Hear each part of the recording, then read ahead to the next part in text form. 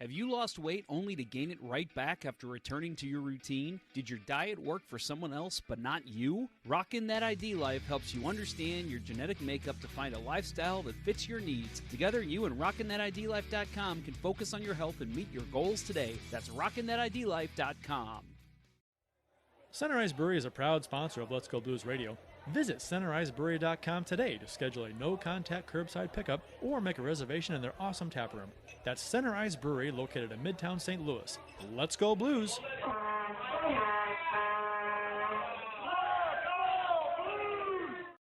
Welcome to Season 10, Episode 10 of Let's Go Blues Radio. We're the often imitated, never duplicated, Jamaican jerk marinated, the original St. Louis Blues hockey podcast. Special thanks to RockinThatIDLife.com and CenterIceBrewery.com for proudly sponsoring the show. Please check them out. It's Wednesday, November 17th, and we're broadcasting live on YouTube and Facebook. This is franchise number 328 all time. To interact with the show, we're on Twitter, Facebook, YouTube, and Instagram. Just do a search for us. You will find us. I'm Kurt Price, and my co-hosts for the big show are Jeff Ponder and Bill Day. And tonight we're talking some St. Louis Blues, I guess they call it hockey. Guys, the tone of the show, I think, has taken a gradual downturn as the season has went along. So this should make for an interesting show. Let's just bring it right back up. Let's just not talk about the Blues the whole show. What do you guys want to talk about?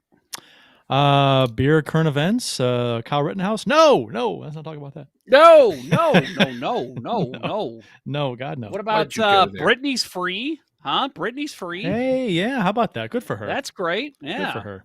We're rooting for you, Brittany, and we're fuck Team Brittany Jake Gyllenhaal, right? We're Team Brittany on the show. Are we Team Taylor Swift? Yeah. Oh, yeah, I'm Team Taylor Swift. I am not Team Taylor Swift. Oh, I am. Not a fan. Who would want to date? Who wouldn't want to date her and then have a song written about him? I hope Jake Gyllenhaal doesn't give the scarf back. That was one of the funnier things I saw on Twitter this week. Dionne Warwick tweeting out, "I hope that young man hears this and gives her scarf back." Dionne Warwick, that's a name I haven't heard in a long time. Yeah. Did you see that on SNL they had they did the Dionne Warwick show and they actually had Dionne Warwick come on?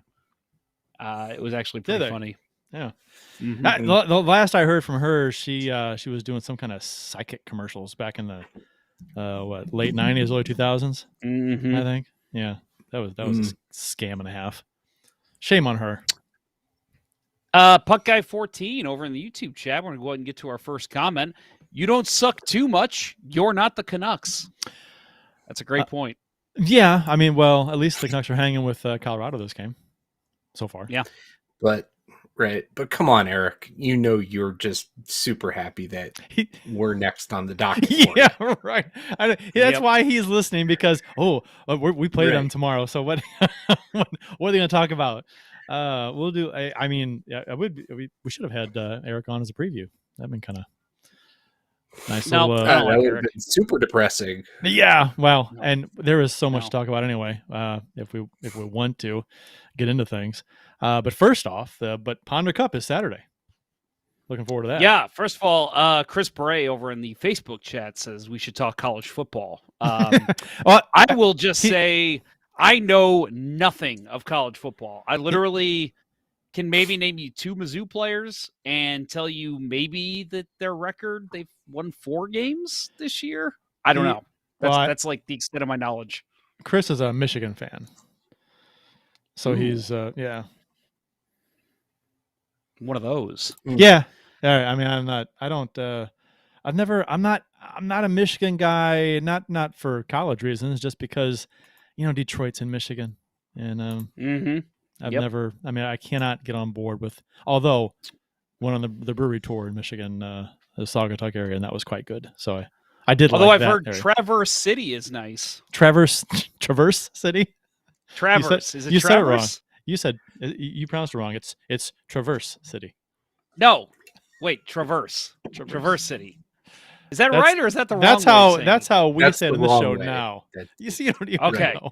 So the Traverse adopted is how you Traverse. actually say it. Traverse is how I assume how it's said. I think that's how everyone says it, except for you, Jeff. It's one of those words that I have to like really like tell myself this is how you say it before I say it now, because I didn't, like I said, for like 10, 12, 15 years I've been saying it wrong and I had no idea. Thank you, 2 Guys 1 Cup, for pointing that out. Yeah. Oh, anyway, Potter Cup, right? Yeah. Gonna be a lot of fun. Kurt Price is playing, as is Jeff Ponder. He is. Bill Day's going to show up in his suit and tie, and he's going to coach one of the teams all night, so that'll be fun. Hey, yeah, because Bill's a coach. Yeah, I can almost get away with the Letterkenny coach, with the beard. Just show up with, wearing snow boots and carrying a trash can. You got to share really uncomfortable personal stories the whole time. About my dead wife, Barb. Yeah. Oh, Barb. Anyway, so yeah, Ponder Cup this Saturday. We got the draft tomorrow night. So if you're not doing anything and you're interested in coming and hanging out and having some beers with some hockey guys, Westport Social, 7:00 we'll be out there. So that'll be a lot of fun. Obviously watching the Blues and Sharks game as well from there. So come join us, have a beer with us. But it's more important you show up to the actual Ponder Cup. That is on Saturday at Queenie Park. Starts at 11, gets done about 11. Well, the I thought it was tournament noon. ends. Okay. No, it starts at 11 a.m. Okay. Yeah. I would have showed up at noon. All right. Be ready. I would have gotten there about 11 if I thought it started. Well, at 11, you'll so. also be notified what time your first game is. So. Right. I'll get You there would have before been- everything starts anyway. So Yeah. I don't care Yeah, what team I'm on. that's I what want to be most on the team guys that do. plays first. I want to play You first. do want to be. Oh, well, there's a good chance you're on my team then if that's the case, because I always have to play first. I want to play first because I want to get out there and skate around a little longer. I like being out there for the anthem. It's very emotional. I want to kneel.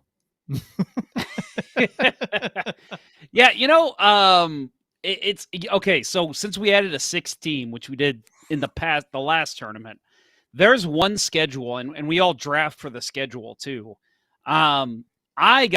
I think the worst schedule. There was literally at least, was it 2 games or 3 games? 3 games between every single one of our games. Oh, that's awful. Yeah, that sucked because you can't get in a rhythm that way. So I got to remember which team that is and make sure I don't get that one. But yeah, that was awful. That's why we lost. I like having one game in between. That's good.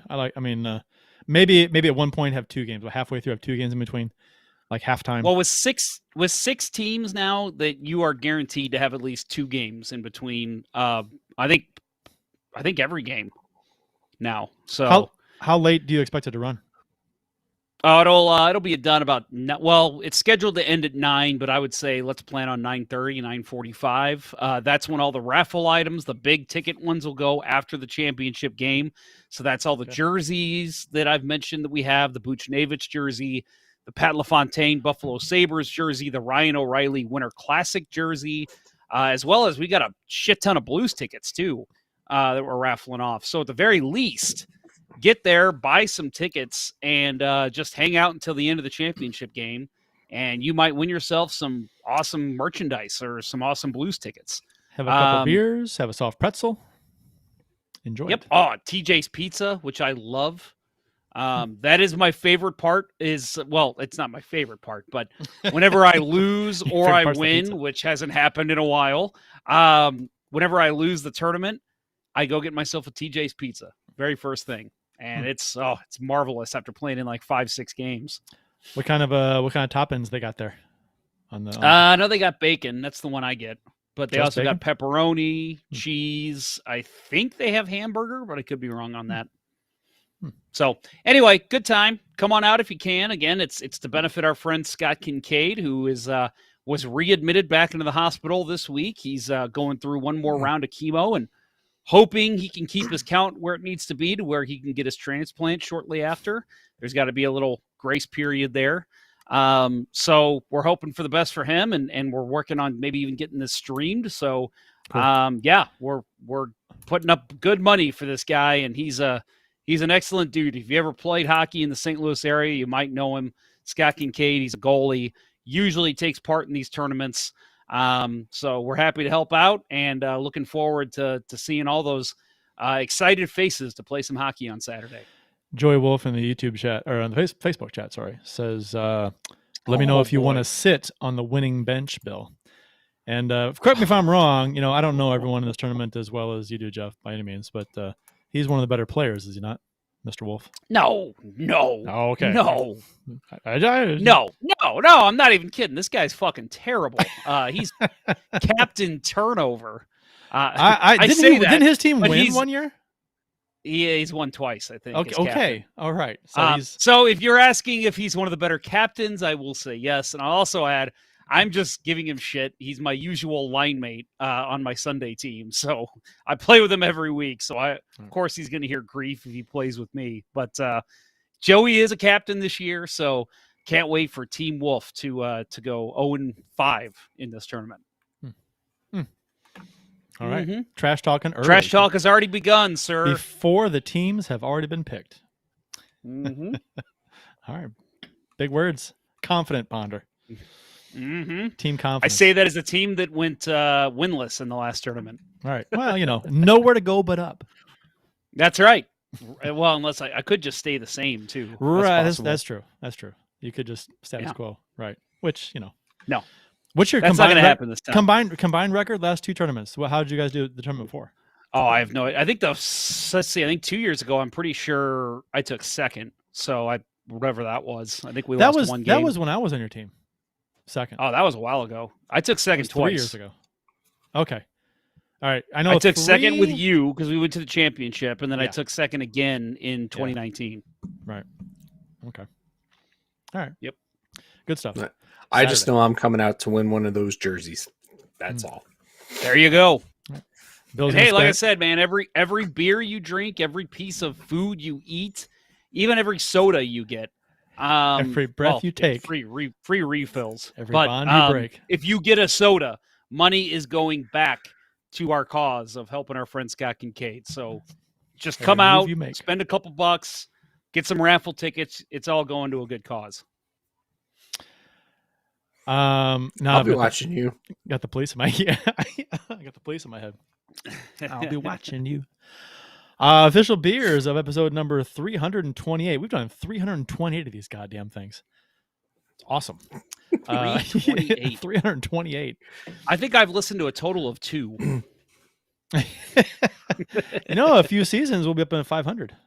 So that's pretty nuts. Exciting. Yeah. I'm not making another video. We'll have to wear pants for that show. Yeah. It'll be a cold day in hell. You can follow each of us on the if it is a cold day in hell, you should wear pants. You can follow each of us on the Untapped app. My handle is at cprice12. Jeff's is jponder94. Bill's is Billy Blue Note 33. All of the handles end in numbers, which is the way you do it, I guess. Jeff, what is your beer this evening? I assume you have a beer. You always have a beer. I think I heard you open it. Yeah. Yes, you probably did. So tonight I am drinking some Oktoberfest from Schlafly, a beer that's it's hard to find right now, but great stuff. Always love Oktoberfest from Schlafly. Probably my favorite Oktoberfest from the St. Louis breweries. And of course, I'll add I'm drinking it out of my great Blarney Stone cup, my favorite watering hole here in South County. I always call it the official bar of Pat Maroon. Okay. All right. That's where he goes whenever he wins the cup every year. Did you make it over to the Illinois side to buy any pumpkin beer? Because apparently pumpkin beer is sold out in St. Louis. I have not been out there yet. Have you guys seen any in your last recent visits? I didn't look, but Bill, last time you were out, you sent a picture. We had some. Yeah, that was a couple of weeks ago, though. Yeah. I was able to find this in that this weekend. Yeah. Okay. Bill, what you got? I am rocking the sponsor tonight. Sweet. With what is perhaps the best hockey labeled beer can on the market. Center Ice Brewery Hop Shelf. It's a great label. It's a lovely IPA, but it's an absolute gorgeous can. I mean, the artwork on this can is stellar. Super props for that. Go out, find you some. I picked mine up. Randall's on Jefferson. Earlier tonight they actually had Center Ice Beer School at the new location. Reed Lowe. Was it Reed Lowe? Reed Lowe was there tonight. Was Reed Lowe out there tonight? Yeah, I know. So. Kerber did a whiskey school there last week. So yeah, they're bringing in a lot of blues folks to the one on Southwest on the Hill. That's cool. But yeah, support local. Buy local. I'm going local too. Not a sponsor, but it'd be cool if they were someday. Four Hands, the caramel coconut cookie stout, which is the play on the Samoa's cookies from the Girl Scouts. This is from they just released, or they're just about to release this season's version of their Girl Scout cookie stouts. So, but this is from last year. So I found it in the fridge. Yeah, that just shows to go, you guys, that we are all drinking local beers, and none of them are from the same brewery. Shows to go, yeah. It just shows to go, yeah. Breweries here in St. Louis. They are fine breweries in St. Louis, and as I think we pretty much proved, much better than in the San Jose area. Agree, 100%. How dare they? Today in Blues history, courtesy of the @STL Blues History Twitter account, November 17th, 1988 and 96. This was a sad day in Blues history. 1988, Dan Kelly announced his final St. Louis Blues game with his son John Kelly in the second period. And I think that's the tweet that was sent out. I think it's wrong. This was Dan Kelly's final road game. He announced one more home game, and that was it for him. And 1996, Gus Kyle passed away on today's date also. I just want to point out that you are calling into question today in Blues history, STL Blues history. Well, I'd say we need the gif of the kid with the burn. Just the falling kid. Yeah. Well, here's the deal. I know this because he shared a couple of articles with his tweet, right? And in the article, it specifically says that on today's date, this was his last road game, and then he did one more home game, and then that was it. So I got it from the article he shared. So it could be some typo. And so the best broadcasting duo the Blues have ever had, and one of the best the NHL has ever had, died. Maybe the best the NHL has ever had, died on the same day, 8 years apart. But so in that game though, Dan and John Kelly were both behind the mic for, was interesting because that was the game that the Blues broke the streak in Philadelphia, the winless streak of 34 games. Bernie Federico scored 2 goals as the Blues ended that streak, 34-game winless streak. They were 0-31-3 back in the day when we had ties. New kids. I think that was wasn't that that was Arizona's record before last night, right? Pretty close. Pretty close. Yep. And so you new kids who've picked up hockey in the past 10 plus years used to have ties back in the day, and so the Blues were no wins, 33 losses, and 3 ties in Philadelphia since let's see, the last prior win was January 6th, 1972, which was also notable. And Bill's shaking his head. He knows. The brawl game, the into the stands game. Yeah. Where the Plager went into the stands and the beer bottles were thrown. Hid in the stall. Place arrested Blues players. And so that was a mess. So the nice bookends to that streak, that first game. Speaking of that game and STL Blues history, so I think I mentioned before that we actually live in the same neighborhood. So I see him walking his dog on occasion. And the other day I walked out, said hi to him, talked to him, and he told me, he goes, "Yeah, remember that game in Philly, the big brawl game?" And I'm like, "Yeah." And he goes, "I think I might be getting my hands on the full game, like the tape of like everything that led up to it, and then like the actual fight itself." And I'm like, "Has anyone ever seen that before?" And he's like, "Yeah, if you look on YouTube, it's just the brawl. Like the brawl's already started from what you can see on YouTube. So like we might have access to be able to see like what actually led up to it." That's cool. That's awesome. But that's interesting. I had heard that the game wasn't broadcast anywhere. He says he thinks he might have hands on it. Maybe it was a closed circuit. He's got thing. the Zapruder film. Because I think right. I think maybe it was broadcast because there was maybe somebody recorded on their iPhone. Abraham Lincoln, maybe. Yeah, maybe. Abraham Lincoln did say, "If you, what was the quote? The Abe Lincoln's quote: don't trust everything you kill see vampires. Don't trust everything you see on the internet." That was Abe Lincoln. Oh, yeah, that's what he said. Yeah. So just real quick, I'm going to do a ponder here. Just real quick. Just real quick. One more thing. I actually have a personal story about that fits in very well here. So I don't know how much I've told the story. I'm sure I've told it on air before. But in 1981, 82, I won a trip as a 5 or 6 year old to go to Philadelphia with the Blues to watch a game at the Spectrum. Oh. And it was an amazing. I'm pretty sure I've told this story before.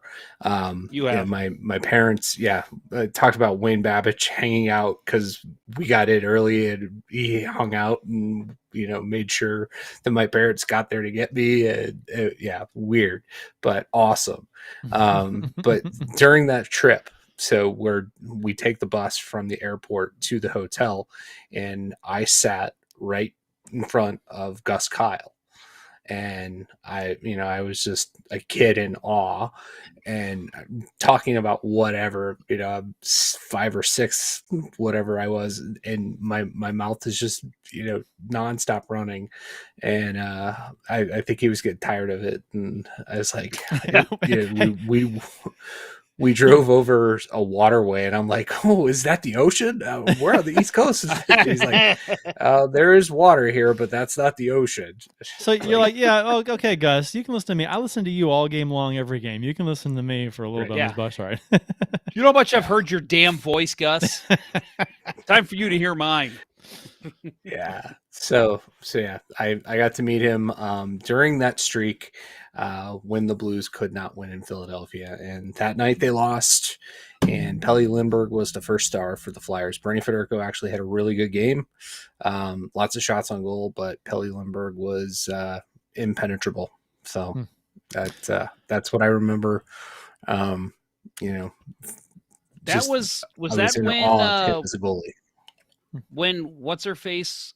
Forget her name. Susan something. The anthem singer. Sarandon. Yeah. Oh, Kate Smith. Yeah. Kate Smith. Yeah. Kate Smith. Wow. That was close. That was during that time frame. Yeah. Yeah. That's right. So you saw her perform. That's pretty cool. Yep. Was her name Bessie Smith, or was it just Kate Smith? I'm thinking Bessie. Kate Smith. I think it was just Kate. Bessie, I know. Bessie Smith is right. She's the blues singer. Made a movie about her a couple years ago. Okay. Okay. There's Bessie Smith, possibly. Blues singer from like Kurt Warner's wife. 1920. Okay.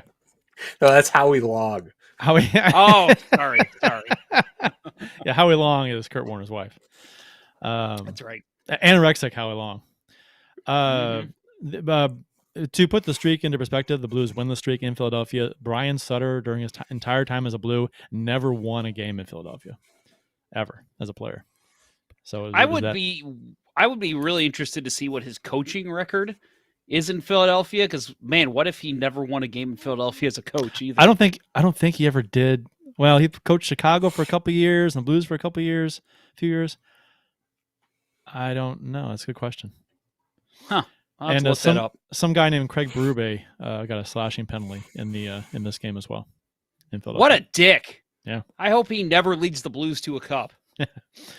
November 17th, 1968, the St. Louis Blues honor Red Berenson for a 6-goal game versus the Philadelphia Flyers. Red received a new station wagon and a canoe. With a special guest, former St. Louis Eagle Sid Howe, who was the last player with a 6-goal game. And it's interesting. It's so funny to see what players were awarded back in the day, because Gary Unger was All-Star Game MVP, I believe, right? And they gave him a cow. Yeah, a cow. You got to think. I mean, a lot of these guys are farm boys in those days. No, I get right? it. So they probably loved it. I get it, but it's just comical. It's funny now. It's like, oh, you got a car and a canoe. Maybe he's a huge canoe guy, I guess. I don't know, but it's just funny. By the way, Chris Bray says, I thought that was the Berenson 6-goal game that wasn't broadcast in Philly. That's I think what it he was. might be right. He is right. Yeah, he's right. He is right. Yeah. Good job, Chris. Yeah, that guy gets a gold star. Thank you for your contributions to this week's show. Much appreciated. Now go away. November 17th, 1997. Al McInnes scored from center ice with 1.8 seconds remaining in regulation to lead the St. Louis Blues to a 3-2 win versus the Toronto Maple Leafs. I remember this game vividly. I was in my car driving, yelling and screaming when he scored. And the Ken Wilson countdown. 3 seconds, 2 seconds left. A shot, he scored. It was just, amazing. November 17th, 1981, the St. Louis Blues versus the Edmonton Oilers. 81. Gotcha. Okay. Wayne Gretzky scores directly from the faceoff. There's a video with this tweet on YouTube, on Twitter, and interesting. You can't. The picture is not good because it's back from 81 and it's a little grainy and you can't see what the puck is. But it's just a shot right off the faceoff, and it goes in. And I've done this a couple times playing. Scored off the faceoff like that. So clearly, captains keep that in mind that Kirk Price is just as good as Wayne Gretzky. Right. Yep. I can score off the faceoff. Have done it a couple times. Not in about 30 years, but hey. I was going to say this actually just happened in one of my men's league games, except nobody shot it off the faceoff. A guy won it back in his defensive zone. Goalie wasn't paying attention, went right through his legs. Oh. And it was just... He's like, I can't win a face-off more clean. Come on, you got to be ready. I think I've told this story in the show before, though. One of the times I scored right at the face-off was when the other team was like late making a change or slow. And the ref just got tired of it. Yeah, I'm lined up, ready. And I turned to him, and they weren't even close. And he's yelling, he's like, come on, let's go, line up. And they're real slow. And I said, drop it. Just drop it. I'm here, I'm ready. And he dropped it. And they were like 15 feet from the face-off dot. And I just corralled it, shot it. Goalie was looking the other way, and the upper glove, and it counted. That's good. That's one way to make the other team pissed at the ref. Because I've had that happen too. I would, and in the ref's defense, and I think everybody does that. If the referee's saying, "Come on, guys, come on," like the other team's always like, "Hey, just drop it. Yeah, like sure. we all do it. And you see that, and that's happened in baseball, where if the batter is just not getting in the box or is really slow to get back in the box. Happened a couple times. The umpire gets in his position and says, "Let's go, throw it," and they threw the pitch and they called it a strike, and with the guy not even in the box, which I don't think is even legal. I want to say one of my favorite things was when I was a kid. Ray Langford was at the plate, and I remember he kept calling time, and it was pissing the ump off. And he went to call time like right before the pitcher threw the ball. And we were sitting, probably 8 rows from first baseline. And I remember just hearing the ref or the umpire loud as possible, just go, "Nope, not this time." And it was a pitch right down the middle that he normally would have smashed. And he was pissed. And I'm like, well, I actually side with the ump there because he called time like 6 times in a row. Like you have to bat at some point. Ray Langford was great. He was a great Cardinal. Fantastic.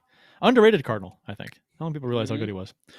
November 17th, 1990, the Peoria Rivermen, coached by Bob Plager, set a new pro hockey record with their 17th consecutive win. November 17th, that is a notable day in Blues history. A lot of stuff happened. A lot of big things happened. Yeah. So... I think we are going to take a break here, and then after the break, we will discuss the roster moves that were made this week and get into the debacle against Arizona. But right now, here's a word from ID Life. It's safe to say that the Burn Box from RockinThatIDLife.com provides you with the sugar bustinest, muscle buildingest, mood enhancingest, focus inducingest, energy boostingest, hootinest, tootinest, shootinest experience. You not only get the excellent product, but you get recipes, menu options, a tracker, and program guide to assist you along your self-betterment journey. Based on your goals, you can double up on Slim Plus or Energy, or you can get one of each. With flavors such as mixed berry, tropical fruit, and orange, the Burn Box lets you enjoy the weight loss or muscle gain journey along the way. Become a VIP with RockinThatIDLife.com and place your Burn Box on subscription, and you'll save 20%. And as always, text the roughest, toughest He-Man, stuffest hombre has ever crossed the Rio Grande. And our friend Dustin at 636-393-8745 and tell him Let's Go Blues Radio sent you to receive an additional 10% off your order. Now all of you skunks, clear out of here. And go over to RockinThatIDLife.com. Chris Bray in the Facebook chat says that he's drinking 2% Milk Schnucks brand for his beverage of the show. So if you were on the show, I'd ask him to, show us his mustache. Yeah, I finally shaved mine today. But yours was darker than the milk mustache would be. No. I had it going for a while, and I was going to keep it all in November, but I realized the Blues can't seem to win, and my ice hockey team can't seem to win. So I'm just like, you know what? I'm a superstitious guy. Off goes the mustache. Because in October, I was winning games. The Blues are winning games. Now all of a sudden, nope, not happening. Maybe we should switch up the beer order of the show next week. We'll see what happens this week with the Blues. I think this week determines San Jose's game and the games after that. This week could be we switch it up. A number of roster moves were made this past week here with the Blues. On Monday, Perunovich was recalled from Springfield, and Joel Hofer, Dakota Joshua, and Callie Rosen Johansson, were assigned to Springfield. This was the first of a couple moves to free up cap room for Perunovich and Sundqvist coming off LTIR. Blues Nation gasped as the much anticipated debut of Perunovich was seemingly about to happen. And I was just going to say that this was a move that kind of had to happen as soon as these guys are taken off COVID protocol. You pretty much looked and said, okay, who does not have to clear waivers to be sent down to where we can save some cap space? And it was instant. Those three stand out. It's the right call, especially since Krug Husso's back. Right. And it's also just made sense because you want to call up Perunovich at this point because I know I saw a lot of people, and we can get into this later if you guys want, but I saw a lot of people saying what I was saying last week, that they thought that Callie Rosen looked okay. And I guess in terms of him being so low on the Blues depth chart, okay. But I thought he really only got worse as the games went on. I was less and less impressed with him as the games went on. So I was very excited to see, okay, send him down, bring up the guy that actually needs to be brought up. Right. I'm with you. I was unimpressed with his play. I mean, he was there in a few games. He made some glaring mistakes that cost us goals, that didn't help prevent goals. I'll say that. So. I mean, he's a guy that basically was here, just holding a position since we didn't have Mikkola, since Krug was out. And yeah, of course, the second that you have the option to replace him with the AHL's leading scorer and your best prospect in several years, you're going to do it. Right. So yeah, super excited to see him get in the lineup last night. It's so fun to see fans get excited about a prospect who hasn't played yet. That's I think there was some excitement about Costin for a while, and then he just couldn't crack the lineup, so that kind of fizzled a little bit. And I think last time was probably like at this level was, I'm going to guess, I mean, Timofey Shishkanov. Thomas was up there. a little bit, but not like Perunovich was. I don't think. Yeah. Maybe Tarasenko was the last big one. That people were Yeah. excited Yeah, about. somebody I mean, told because Tarasenko. Go ahead, Jeff. I was going to say, I said asked this kind of question on Twitter, and a lot of people were saying mostly Thomas, but honestly, I actually thought Tarasenko myself, because I thought Thomas, it was at the beginning of the season, and there was so much excitement around the signings that year, the O'Reilly trade, Mhm. the Maroon signing, and I think that there was just so many other things that I feel like he kind of didn't get the fanfare that we've seen. And yeah, I think my guess would be the Tarasenko when Yeah. he finally came over, and especially with that coming in the middle of a lockout year, Mhm. there was a lot of excitement about bringing him in. And I Yep. think the same thing here with how bad the Blues defense has been, seeing their top defensive prospect come in right at the moment you kind of need him. On Tuesday, then Kyle Clifford was traded to Toronto after he cleared waivers. So the Blues traded Clifford for future considerations, which may end up being next to nothing. Who knows? Clifford has 1 year left on his contract that carries a $1 million cap hit. Honestly, I don't know who didn't see this move coming. We did a mile away, with Perunovich being on the verge of being called up and Sundqvist coming off LTIR. It had to happen. Word is that Clifford was not at all happy with this trade. With his family getting settled in St. Louis, his kids in school and stuff, he did not like it. I feel like he kind of had to see this come, because I keep saying with James Neal coming in, it was like, your days are numbered here, Mr. Clifford. Like, you probably should have seen this coming. Go ahead and put your house up for sale. Like, you're probably not sticking around long, buddy. Yeah. I'll just add two quick things on this. First thing is a great tweet I got about this. Blues, this is from formerly Al Wyatt, AGFA Loop. He says, Blues are 0-1 since the blockbuster Clifford trade. Y'all's I'm saying. So,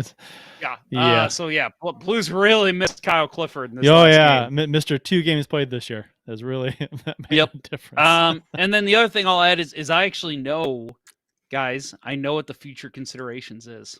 Oh, what? No, sure. Yeah. So at the next draft, if Armstrong and Dubas go in for the last bagel, Armstrong gets it. Yep, that's it. That's deep insider they don't knowledge. They don't like to tell the media that. They don't like to tell the fans that. But that's exactly what it is. Yeah, I can see why. Mm-hmm. Clifford wasn't playing. He wasn't going to play. He honestly didn't play much of a role last season. I don't know how this was a surprise. Maybe it didn't surprise him, but he still didn't like it. Shouldn't have surprised anybody. He was the first guy to easily go.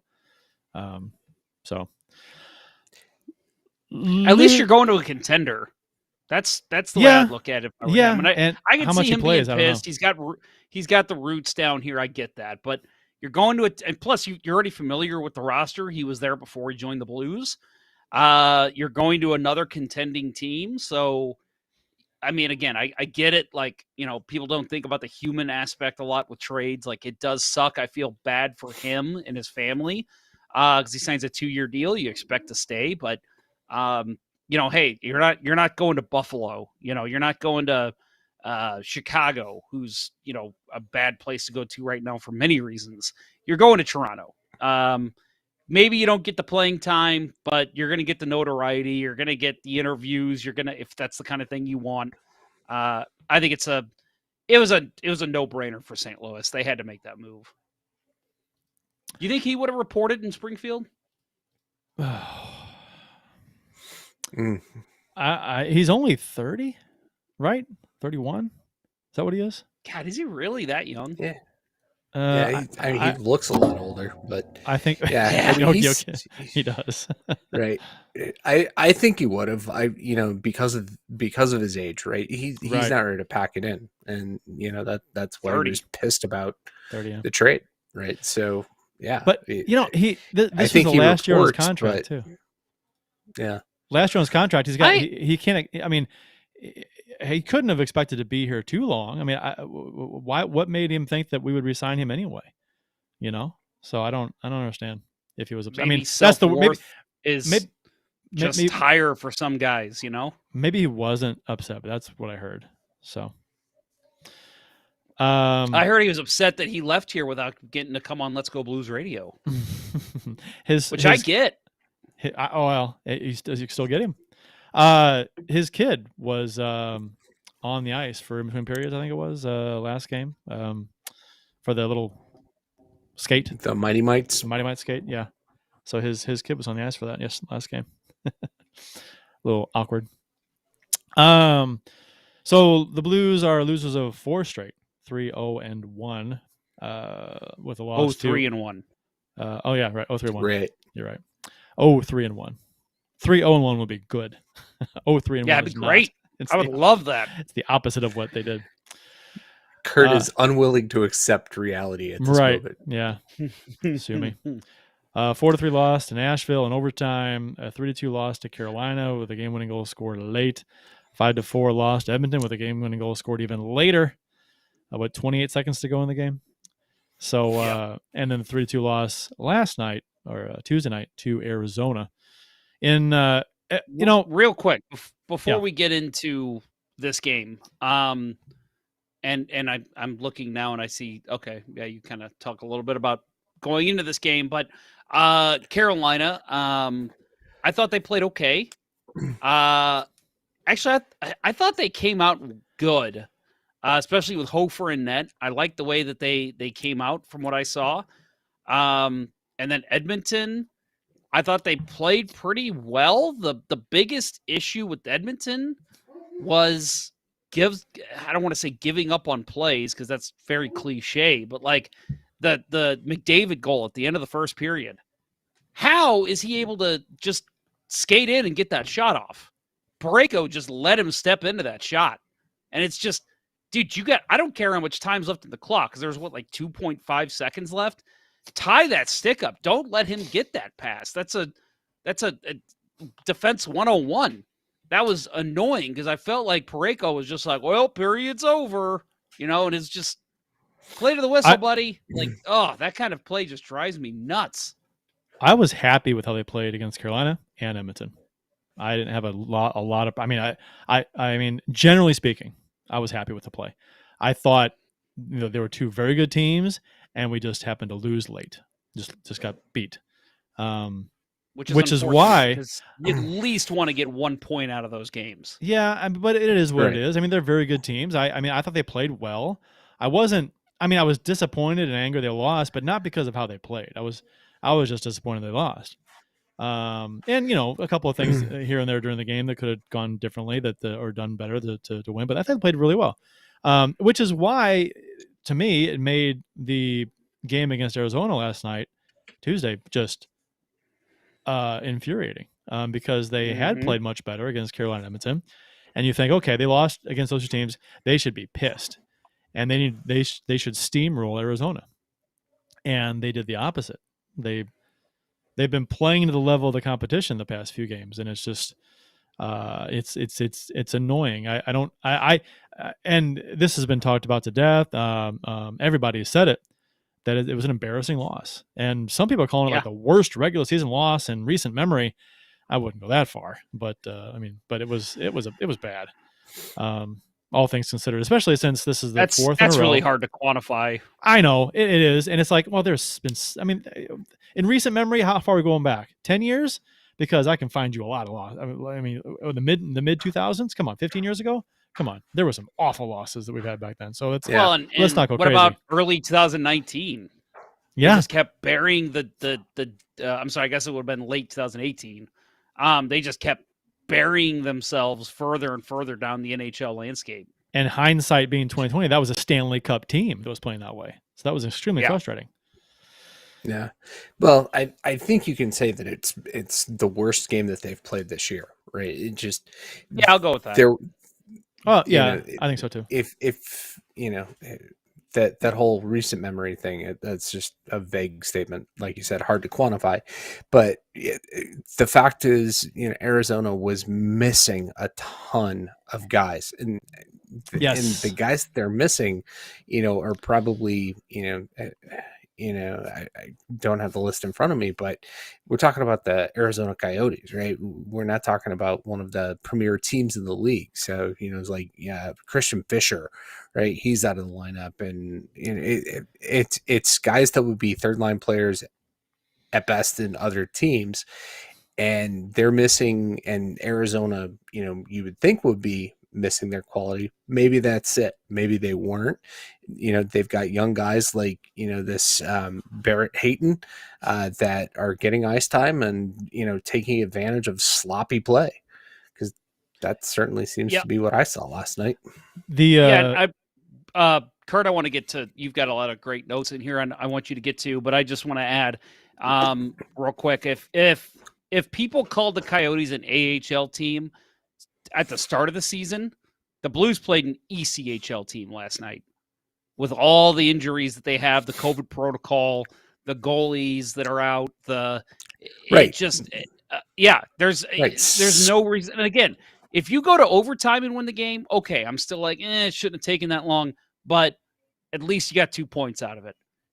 You can't come out of that game with no points. The team's won one damn game all year, and it was against Chicago, right? Yes, I think so.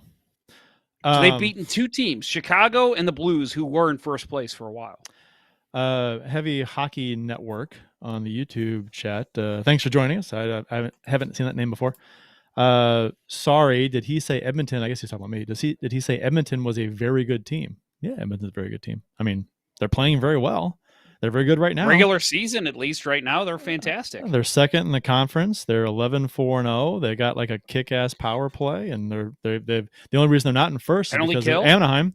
Anaheim's won 8 in a row. That's the only reason they're not in first place in the conference. So, I mean, I don't know. They're in the 1 point by Anaheim, who's won 8 in a row. So, I mean, they're pretty good. I mean, they're I really regret trading Trevor Zegras in my fantasy league. Yeah, like he's about to have a big year there in Anaheim. Arizona beat the Kraken. Oh, that's right. Okay. So wow, so they beat the expansion team who nobody's picking to make the playoffs, and the St. Louis Blues. Heavy Hockey Network is formerly Oilers Live. Okay, so he doesn't like the Oilers. I get what he's saying. All right. Yeah, he's not commenting on like you making a bad decision. He's saying, "Hey, look at that. Blues podcast is calling my team good." Well, they are. I mean, especially when you see him play in person. You see him play your team. You watch them in a little more detail. They look great, and they've scored the most goals in the conference. And still not sold on the goaltending though. No, Michael. Sorry. No. I agree with you, but we'll see if that holds up. So I have to ask, since he's in the chat, Michael, our friend with Oilers Live, or so I thought. Did you go through a name change? Are you now Heavy Hockey Network, or is that even a larger scale thing that you're talking here? Yeah. Because I always tell people to check out Oilers Live, so maybe I need to change that now. Maybe it's the umbrella that Oilers Live is underneath now. Yeah, maybe. Anyway, go ahead, Kurt. Are you CEO? Yeah, is he CEO? Mm-hmm. And how do we become part of this Heavy Hockey Network? Yes. So I guess hopefully this was a forgettable game for the Blues, but the big story coming into this game was a couple things. So the return of Sundqvist, Krug, and Husso in the lineup, and the anticipated NHL debut of Perunovich, who I thought played a pretty smooth game. A couple mistakes. Looked fine. Had a couple chances. Didn't shoot when he should have one time. Looks like he belongs. Yeah, exactly. Looks like he belongs. Looks smooth, I thought. Looked impressive in what he did, which, I mean, didn't show up on the scoreboard at all. He got 15 plus minutes or 18 minutes of playing time. So he got a lot of playing time. I think fourth behind Parayko, Krug, and Falk. So he had one spectacular scoring chance. Mm-hmm. Puck slid to him at the point. He stepped into a good wrist shot, and Wedgwood just made a really good save on him. Yep. And I think he kind of put it in a spot where Wedgwood could make the save too. So it was right in the crest. Yep. But But Wedgwood, credit due, Wedgwood just claimed off waivers, trying to make us, stake a claim to a position, that's pretty wide open right now with the injury woes that they have in goal. It sucks when you lose a game, but he was pretty motivated, I thought, in the game, and he was solid. He was did positionally very well set for most of the game. He's played well this season. If I remember correctly, didn't he step in when New Jersey brought him up the first time? Didn't he step in and play great and won his first 5 games Schneider, on a very bad Devils when Schneider team? couldn't win a game? Yeah. So he's done this before. So, he's proven that he can play some big minutes when they need him. In 4 games this season, he now has a .941 save percentage and a 1.82 GAA after last night's win versus the Oilers. Yeah. And on a Coyotes team, that's fucking good. Yeah. Well, 3 of those were New Jersey, and the fact that a guy that, those numbers are available on the waiver wire. Anybody that needs goaltending is gonna pluck that. So yeah, I mean, Let's see. Let me look him up here real quick. Wedgwood. So game log. He has played. Let's see, 1, 2, 3, 4, 5. He's appeared in 1, 2, 3, 4, 5, 7 games. The first 3 with New Jersey and the last 4 with Arizona. Mm-hmm. So. So and the 4 games with Arizona, he's had those numbers, I think. So anyway, that's ridiculous. Yeah, he's been good. Capobianco in only his 2nd game of the season, and he's been in the NHL since 2017, but has never played more than 9 games in a season. Scores on the power play from the point to put Arizona up 1-0 in the first period. I preface that goal with that info because that's kind of a trend in this game. Yeah. Guys with little play experience are winning the game against the Blues. 2 Coyotes players were in the slot on this goal. Screening Binnington, who never saw it, went by him before he even reacted. Upper glove. A couple things on this play. Sundqvist has to get a piece of this shot from the point. Doesn't block it.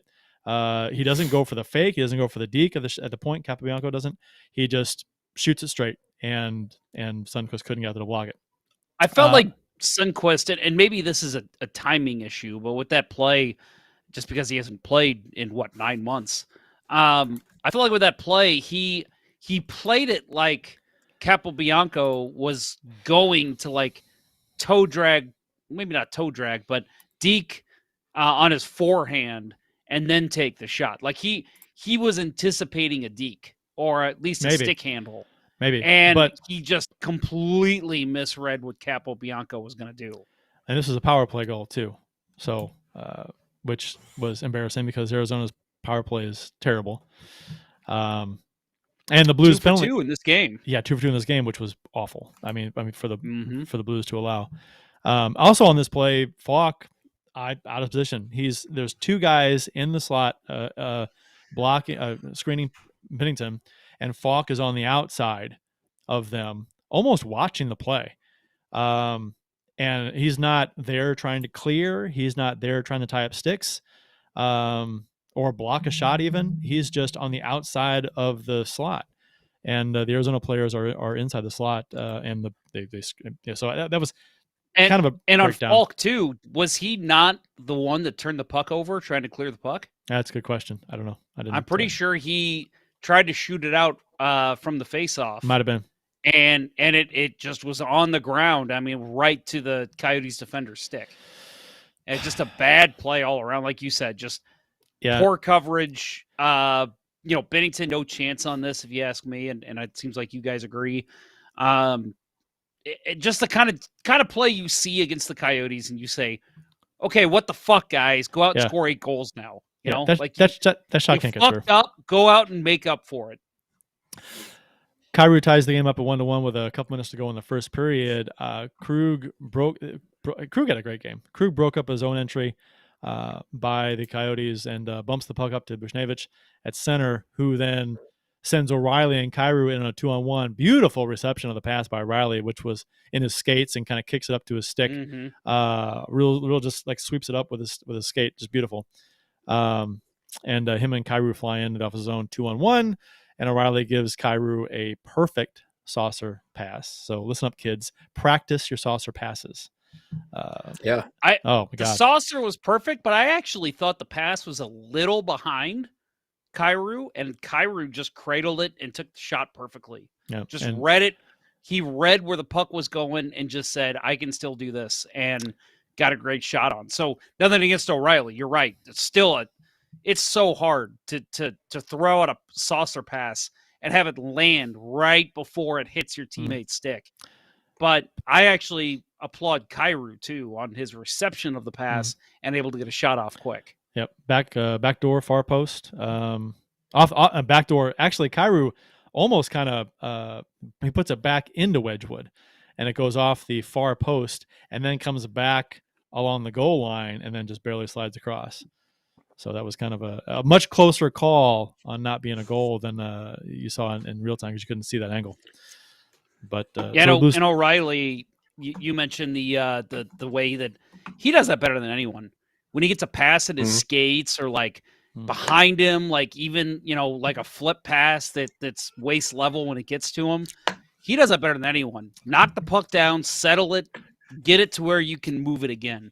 And I mean, he does that so well. It's ridiculous. Again, it's one of those plays as a guy who's played hockey his whole life. I see it, and I'm just like, how the fuck can you do that? It's so impressive. Yeah, and it sucks that we have to talk about a Coyotes goal between the two Blues goals because, I mean, what O'Reilly does on the next one is impressive as well. But I think we have to talk about the Thomas turnover first. Well, not even just the Thomas turnover, everything that led to that goal. Barrett Hayton puts Arizona back on top midway through the game after an own zone turnover by Thomas. This was bad. This was a bad look. This looked like monkeys fucking a football on the ice. Krug and Thomas in the defensive zone. Krug is skating a puck at the boards, gets pinched off by the forechecker, and then Krug drops the puck back to Thomas. I don't know, 15 feet behind him or something. And then say what you want about drop passes coming out of the zone, like them, dislike them, whatever. But at this point on this particular play, I liked it because the winger, I think it was Falk, there was a forechecker between Krug and Falk. So passing it to his winger, not a good option, could get knocked down, or he could just dump it out. But he's got Thomas behind him who's wide open. That's a fine play. I have no problem with that. And then Thomas just skates up on the puck and just overskates it. Just missed it. And muffed it. And then Hayton comes in and takes the puck all on Bennington with Thomas is draped over his back trying to stop him, but he's Hayton has position. And a penalty was going to be called too. Penalty was going to be called on Thomas. Which I hated the way Thomas played that too. I did too. He should have held him down. Yeah. I hated the way Bennington played it. He let him get body position. He didn't even it's not even, he overskated the puck and Hayden was there and was able to come in and capitalize. It was defensively, Thomas reacting to the play. Hayden just got all the body position, put himself one-on-one with Bennington, and it's just that none of that should have happened. Yeah, well, I mean, in Thomas's defense there, Hayden's coming in with speed, and Thomas has to stop and turn around. So Hayden had speed on him and gets to the puck, and he's got position on him. I thought Thomas should have hauled him down. I mean, just do that. I agree. Or slash the stick out of his hand. Right, if you're going to take a penalty, take it fast. Oh, yeah. Right? Don't let him get close to the goal. Break his stick or hook him to where the stick flies into the fifth row. Yeah. Do something. So but it was bad. And I also thought that Bennington just absolute wrong move to go for the poke check on that play. Yeah. And when you drop your stick going for a poke check, it was not the right time to do it. And just exposed them. He tried to get back and do, the scissor flop and get the leg up, but Hayden, I mean, Hayden's a big boy and had the speed on the play and didn't let his momentum get broken. And it was a nice goal, but total way too many breakdowns for the Blues, Bennington included. Yep. So and before this even happened, to me, there was Tarasenko had 2 drop passes, one in the offensive zone, one in the neutral zone, right to a Coyote player's trailing behind him. So it almost makes me wonder if the Coyote player was trailing him, saying, Vladdy, drop, drop, drop, drop, and he just listened because he did it twice, and it was just, Vladdy, what the fuck are you doing, man? And then like I said, I said this on Twitter. That minute leading up to that goal, and I can say this confidently, that was some of the worst Blues hockey I've ever seen. I mean, they looked like a team that doesn't even belong playing professionally. And I'm not saying the whole game. I'm just saying about a minute leading up, there was no communication between the players. The drop passes were awful, except for, I agree with you, Kurt. The Krug one was fine. It was just Thomas, I don't know what the fuck he did there. That was actually a fine play. And then the body position, the way Thomas played it, Bill, what you said about Bennington with the poke check, everything went wrong on that play, and it was just awful. You know what? So I mean, even with this drop pass to Thomas and he overskates it and they score, even with that, okay, shit happens. Bad plays are going to happen. I mean, that's not the first time that Thomas is going to overskate a puck in his career and someone's going to score. It's going to happen again. I mean, shit happens. But the thing is that the entire, just their play the entire game was just like, maybe not plays quite that bad, but just like in that area of just like, what's going on? Why are you guys?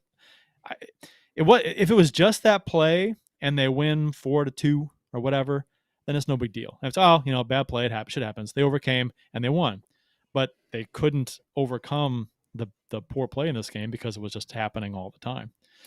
Mm-hmm. So yeah, we talk about effort in the 2 games against Carolina, Edmonton, and even Nashville. Yeah. And they just looked. We didn't see this kind of play. Let's put it like this: like, yeah, you're going to have breakdowns. It's a 60-minute game. It's going to happen. But that's poor of a breakdown. Right.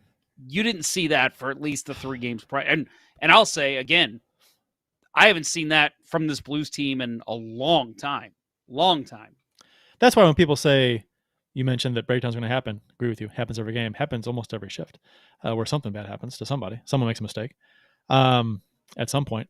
That's why when people say gotta play, and then say a mistake is made in a shift, and someone scores a goal and says it's the game winner, and after the game people are complaining, well, they played 58 minutes, but those 2 minutes, gotta play a full 60. I hate that so much. It's the most overused and meaningless term. That players use it just to satisfy reporters. We didn't play a full 60 minutes. What does that mean? That's if you're saying that we need to play more consistent, say that.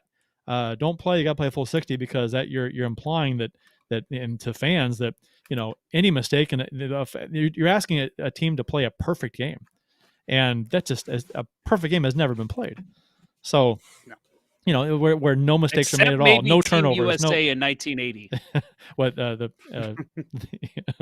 basketball Miracle men's game. USA? Oh, that. Yeah, even then, even though they all goals, not a perfect game. Yeah, that's true. But anyway, so Barrett Hayton, scored this goal. Another guy with little NHL experience. Hayton's 4th career goal in 44 career games played, which has spanned 3 seasons. So. With 5 minutes to go in the second, Krug ties it up 2-2. So you keep thinking, the Blues are coming back. Okay, they're finally going to tie this game, and they're finally going to get momentum, right, and turn this game around. 5 minutes to go in the second, Krug ties it up. This goal, and like I said, Krug was number 1 star for the Blues, I thought, in this game. For sure. He played a great game. Krug, this goal was all Krug, almost all Krug, except for O'Reilly's fantastic pass, which Krug circles in his own zone. Go ahead. No, O'Reilly keeping it onside. Jeff. That too. Kept it onside, and the pass too. The pass was another great saucer pass. Yeah.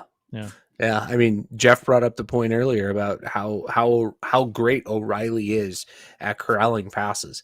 In this instance, he had to have that awareness of where the blue line was and keep the skate across the line. Thank God, the NHL has introduced the new rule that it only has to be above the plane. It doesn't have to be on the ice. Right. Which is what it should have been for the awareness to do years. that. Yeah. Yeah. So, the awareness to do that, and then to make that saucer pass and find Krug backdoor. And again, Wedgwood almost got it. Yeah. On this play in the blue zone, Krug circles in his own zone, makes a perfect pass from the top of the near circle in his own zone between 3 Arizona players to O'Reilly up at the other blue line far boards, where we just talked about he made a great play down the side. So, and Krug outraces everyone up the ice, which seems impossible because all 5 Coyote players were ahead of him up the ice when he makes that pass. And then he outraces everybody to join O'Reilly on the 2-on-1. I don't even know how it's possible. He's at his own zone, top of the circle, makes a nice pass up to O'Reilly at the blue line, and then races up the ice and goes in for the 2-on-1 with O'Reilly. Where are the Coyote players in this play? They are horrible defense. Horrible. Not skating with the guy they should be skating with. That's what it is. Right. It's one of anybody. It's one of those plays where Krug sees what's developing because he's got such good hockey vision, and he knows to just step up and say, "Okay, I need to fucking skate my ass in the offensive zone." Right. My teammates are. I think were they changing at the time? The Blues. I could be wrong on that. I don't think so. I think it was. I think it was 4-on-4 play.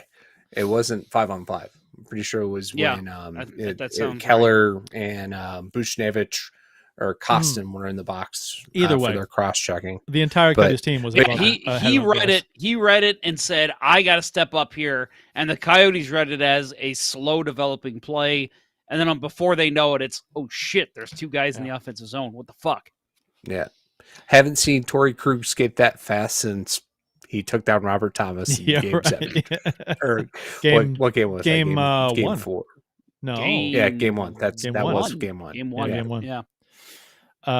Game they lost, which I was packed to the like sardines at the Ballpark Village. Literally. I mean, it was shoulder to shoulder the whole fucking floor. Anyway, fantastic effort by Krug. He deserves an assist on his own goal here, if that's possible. Absolutely. Both Blues goals in this game came off the rush, which is fun and exciting, but when those are the only kinds of goals you're scoring, that's kind of a problem. So, with 6 minutes to go in the game, Hayton for Arizona gets the game winner on the power play again to make it 2 for 2 in the power play. Set up on after Saad taking a terrible tripping penalty, and I know Jeff, you went off on him on Twitter. For this. God, we used to last season. We talked a couple times about what Coach Ponder would do in certain situations, and this was one of those where Coach Ponder would have told Brandon Saad after that goal was scored, "Come here, yeah, come here, sit your ass right there and don't move for the rest of the game." Come on, man, like that. The Blues had so much offensive zone pressure before that penalty, before he did that. And then even when the Coyotes get a chance to come out with the puck, you have 2 defensemen back. You've got your center gliding back to the neutral zone as well. It would have been fine. At the very least, they would have just, I know you're just wanting to keep the puck in the offensive zone. I get that. But it wasn't like a situation like in the goal we talked about earlier, where it was Robert Thomas just needs to take his ass out and then get the penalty. This was stay on his ass, hound him, and force him to dump the puck in. Don't let him skate into the offensive zone. He played this like there was nobody back. And that drove me fucking insane because it's like, be aware. I don't remember who it was. It might have been Krug, who was already back. He was already like more at the red line, ready to play this guy and let him try and take him on 1-on-2. It's an offensive zone penalty. Just a stupid. This is worse than a lot of the Perron penalties I saw. Any offensive zone penalty. It's just stupid. When you've got pressure and it's high game, late in the third period is a tripping penalty. Terrible. If it's accidental, that's one thing. But he stuck his skate out. He stuck his skate out to get a piece of him, and he tripped him. And it was just like, oh my God, what are you doing? Why are you doing that? I get it. It's just a reaction, but you got to control yourself. You can't PK Subban the guy and just stick your skate out. Oh, that's a little preview for later, folks. Yeah. Foreshadowing. Yeah. So the goal came on a point shot by Gostabier, who was Gostabier. How do I say it? Gostaspare. Gostabier. Ghost Bear. Ghost Bear. Yeah. Ghost Bear. Who Just call him that. unchallenged shot from the point. Yeah. He had a lane to shoot, Yeah. and Hayden out-muscled Falk in front of the net for the tip. Just, the initial shot Falk made had him a go bad wide game. even. Yeah, the initial shot made him go wide too. Sorry, Ash Gibbs, but yeah, Falk had a bad game. I love Falk. He did a couple of goals. He should have played. He should have ought to played those 2 goals a little better. Right. And I'd say that, it's a bad trend that's developing, giving up those free point shots. Mm-hmm. Go back to the Carolina game, Brendan Smith, last minute of the game, nobody on him, no pressure. And I thought Hofer was a little too deep in his net, but he should have stopped that one. He should have. He should have. Near post. That was a bit snaky jakey, shaky jakey back in the net, a little too deep. You're gonna piss off 13% of Blues Nation, the vocal part. Yeah. Sorry, 13%. Guys who have decked out basements. Wait. Are they on Valley Sports Midwest commercials? Half of them are. Every time that comes on, my kids are like, "Hey, it's on again! It's on again!" So funny. But yeah, they've got to figure that part of the game out. I mean, it's not even just the. You go back to Cale McCarr doing it to us twice already this year. Yeah. You cannot give that up. Well, McCarr, in our defense, McCarr deked the shit out of. Who was it? Was it Saad? Who was that at the point? Deked the ever living shit out of him and fell down and shot and scored. Who was that? Anyway. Yeah. Well, I think it it was happened with Pionk too. Right. Well, Pionk and Scandella's dick. Yeah. Oh, well, that's true. No, it's not even just that. There was a couple chances where Keller, who's been a Blues killer, he had a great chance early in this game, I think, where he was all alone in front of the net, and luckily Bennington came up with the save. And I can't remember who the other guy was. There was another chance very kind of later in the game where a guy had, loads of time in front of the net. They got a pass in front, nobody on him, and it was 5-on-5. And he just was able to deke, try and pull a move. It was Louis Eriksson. Yeah, Louis Eriksson had a chance where he came in, and really any capable NHL player finds a way to find the time and put the puck past Bennington. But he just ran out of real estate, brought it to the side of the net, and couldn't do anything. And it was just, why is Louis Eriksson wide open on the side of the fucking net? What are you guys doing? This defense has just been atrocious. lately. Was it? I'm trying to remember Buchnevich's chance where he had an open net. That was the Arizona game, right? Where he had it on the backhand, he just totally put it high over the glass, wide open net, near side, near post, but it was an open net. Okay, maybe it was a different game. Anyway, Hayton gets his 5th goal of his career, 2nd of the game, 5th of his career. So the Blues were essentially beaten by Barrett Hayton and Scott Wedgwood. Sheesh. By the way, Darcy Kemper just put the puck in his own net. Just want to point that out. Did he? Let me see. Oh. Well, it wasn't a goal. I guess they blew the whistle before, but he literally just reached back and punched the puck in his own net. Oh. But I think they blew the whistle before. There's a minute 40. I got a minute 40 to go in the game. 3-2 Colorado.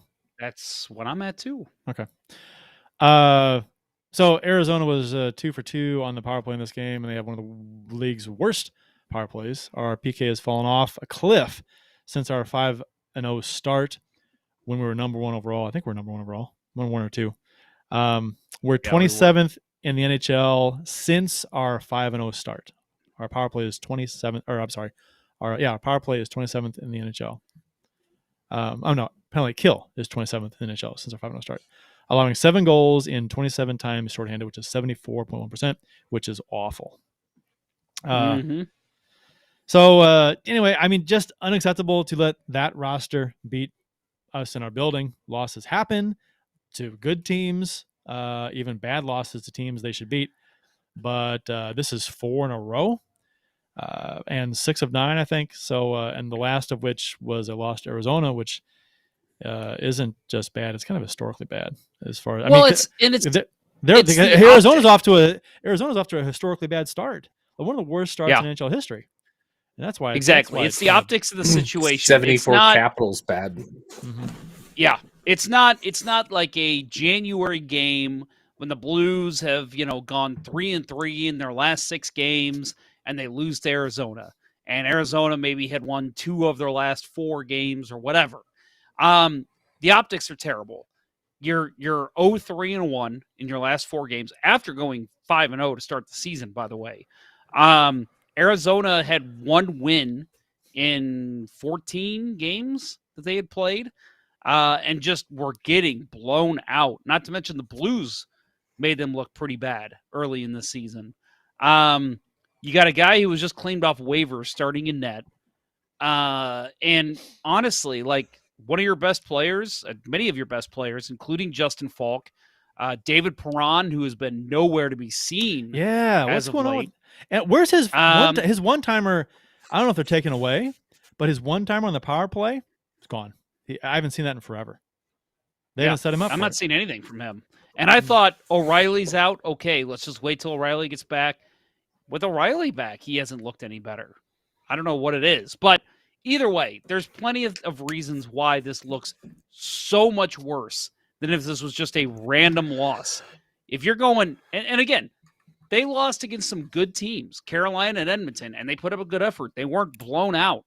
So you expect to come in Arizona or against Arizona and at least have a good game, and maybe you just get blown by the goalie who just has an unbelievable game. The Blues didn't overwhelm anyone in this game. There was no, oh my God, this is one of those games where the goalie stole it. Like, he played fine, but the Blues had no reason to lose this game.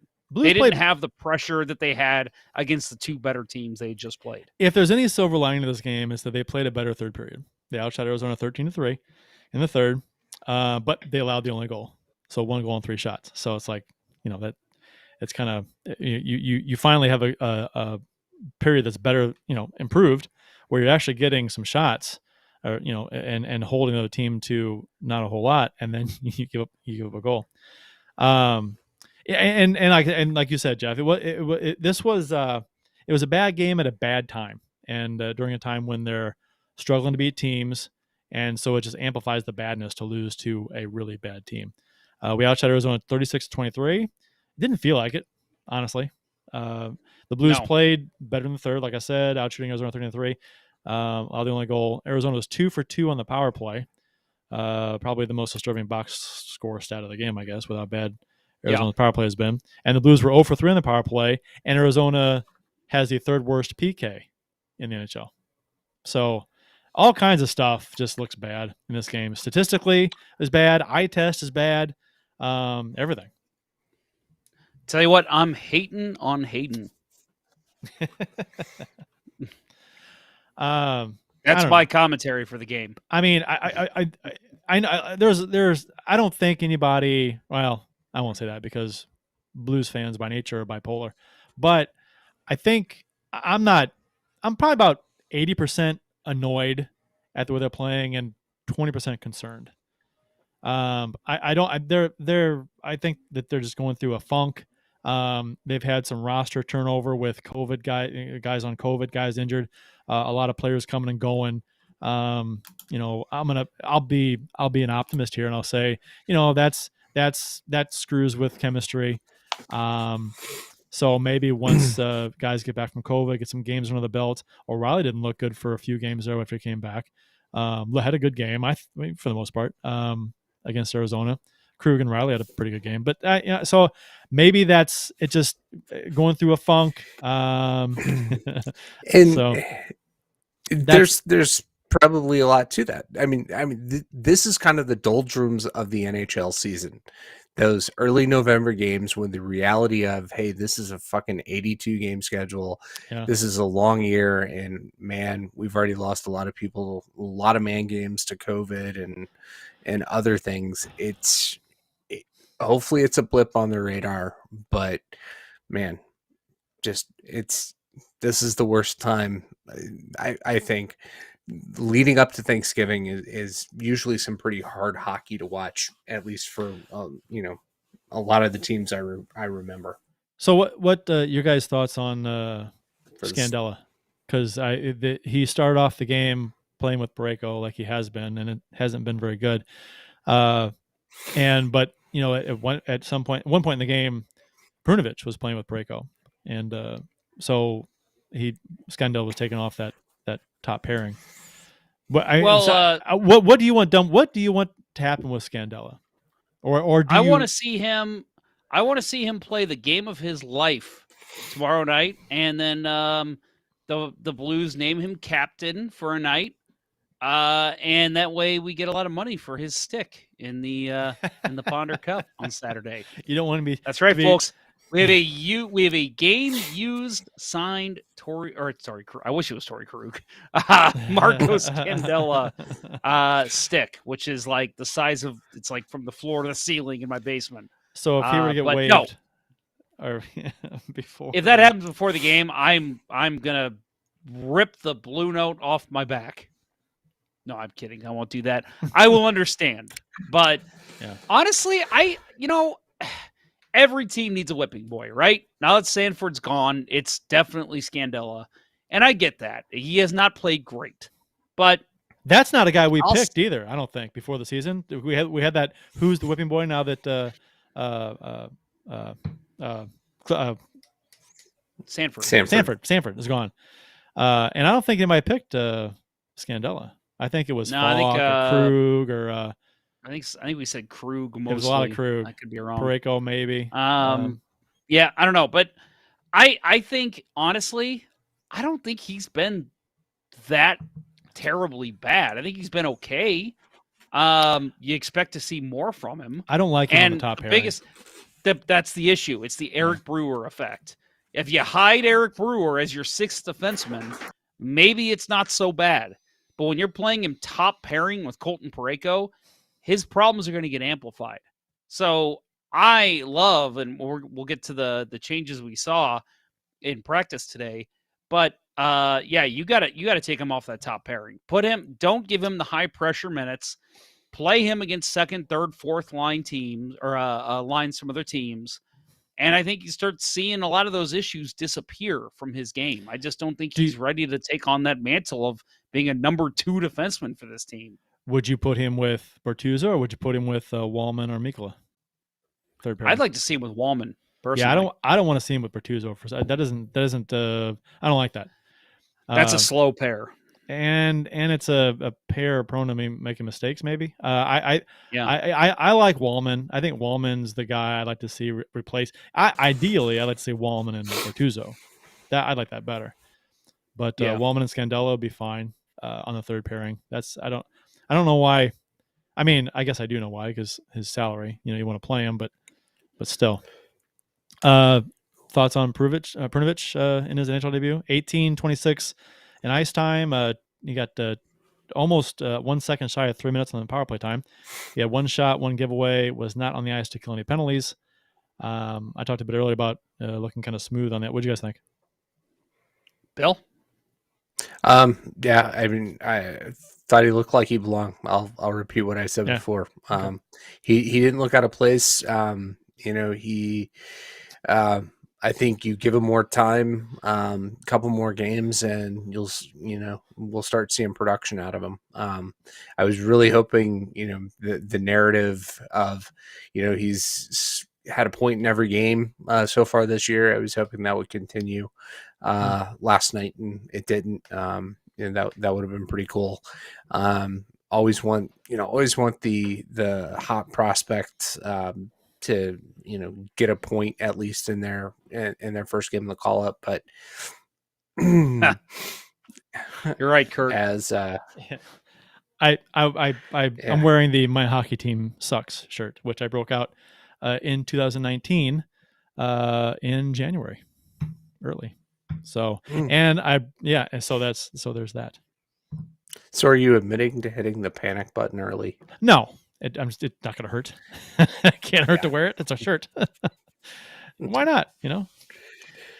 So, No, I actually, I think if you talk to a lot of NHL coaches and players, and you ask them, what was the one piece of advice you would give to a hotshot rookie coming in for his first game, I think it would be play the basics, honestly. And I know I've heard that before from all sports. Don't go in and expect to make a huge difference in your first game. You need to go in and just remember the basics of the game. For hockey, it's, puck along the boards. You get a chance to ski, always try to keep the puck at the blue line. You get a chance to ski and take a shot, do it. But don't pinch when you don't feel like when you feel like it's a 50-50 puck. And I think he did all those things last night, and still had a couple chances offensively. And I thought defensively he was, okay in this defensive zone, but I think that goes along with the Blues defense really not looking great all season. But yeah, I like the way he skated the puck. Again, he wasn't trying to lead rushes. He was getting the puck to the blue line and then finding a forward or getting to the red line and dumping it in. That's what you want to see out of a young defenseman. He's trying to learn the NHL game. It's obviously a lot different from what he's played before. And I love the way he played. I thought he skated well and read his team well, and he's only going to get better with time. Looking forward to seeing him play tomorrow night against San Jose. Look out, Sharks. That's right. Goal and assist for Perunovich tomorrow night. And adding insult to injury, during the Blues game in St. Louis on Tuesday, dozens of cars were broken into in a nearby lot during the Blues game. A lot that I personally have parked in the past. KSTK's Frank Cusmano had his car broken into a couple of games ago too. So it's a growing problem in St. Louis recently. Criminals are apparently looking for weapons, which is a problem in itself, to be honest, to break into a handful of cars and being able to find guns. Just like in every other car. Come on, people. Come on, Americans. Don't leave your guns I at thought home. that was a problem a couple years ago, and there was a company that was like offering like a Brinks truck where you could deposit your gun and pick it up after the game. What the? And I thought, man, this is a fucked up society. That is a That is so messed up. That is so stupid. Yeah, check your How about gun just here. leave your weapon at home. It's like coat checks back in the day, which I don't think are really a thing anymore. Are they coat checks? Maybe they are. Oh, they are. It's like gun checks now. It's like that's how prevalent guns are. It's how weird people have gotten. Sorry. Maybe just park at Center Ice Brewery and take the shuttle over. Do that instead. Yeah, that's your bet right there. Mm-hmm. Better and cheaper. I'm trying to think.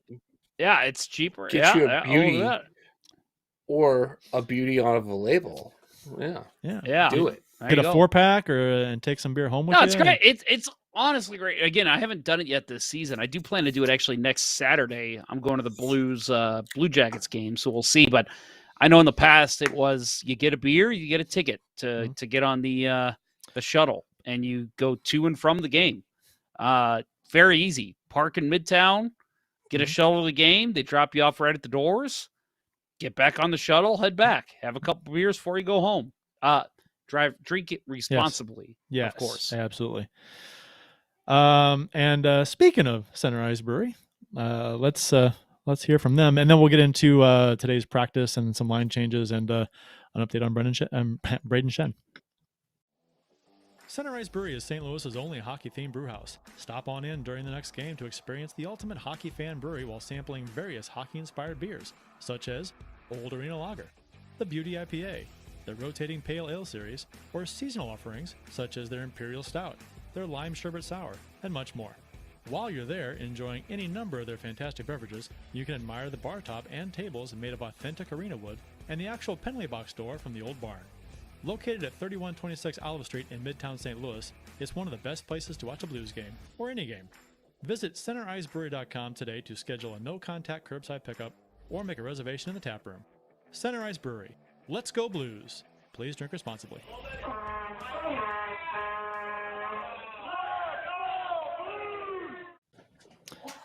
We got a comment in YouTube chat. Ken Morris asked, "What's the status of Evander Kane with the Sharks?" His suspension was 21 games, and that was happened on October 18th, 17th, something like that. So he's got a ways to go yet. He's been suspended about a month, I guess now. So he's got. I don't know. If Puck Guy 14 is still in the chat, how many more games does Evander Kane have to sit out? And will he play when he comes back? I guess I'll play him. Right. I was going to say, I bet his answer is hopefully all of them.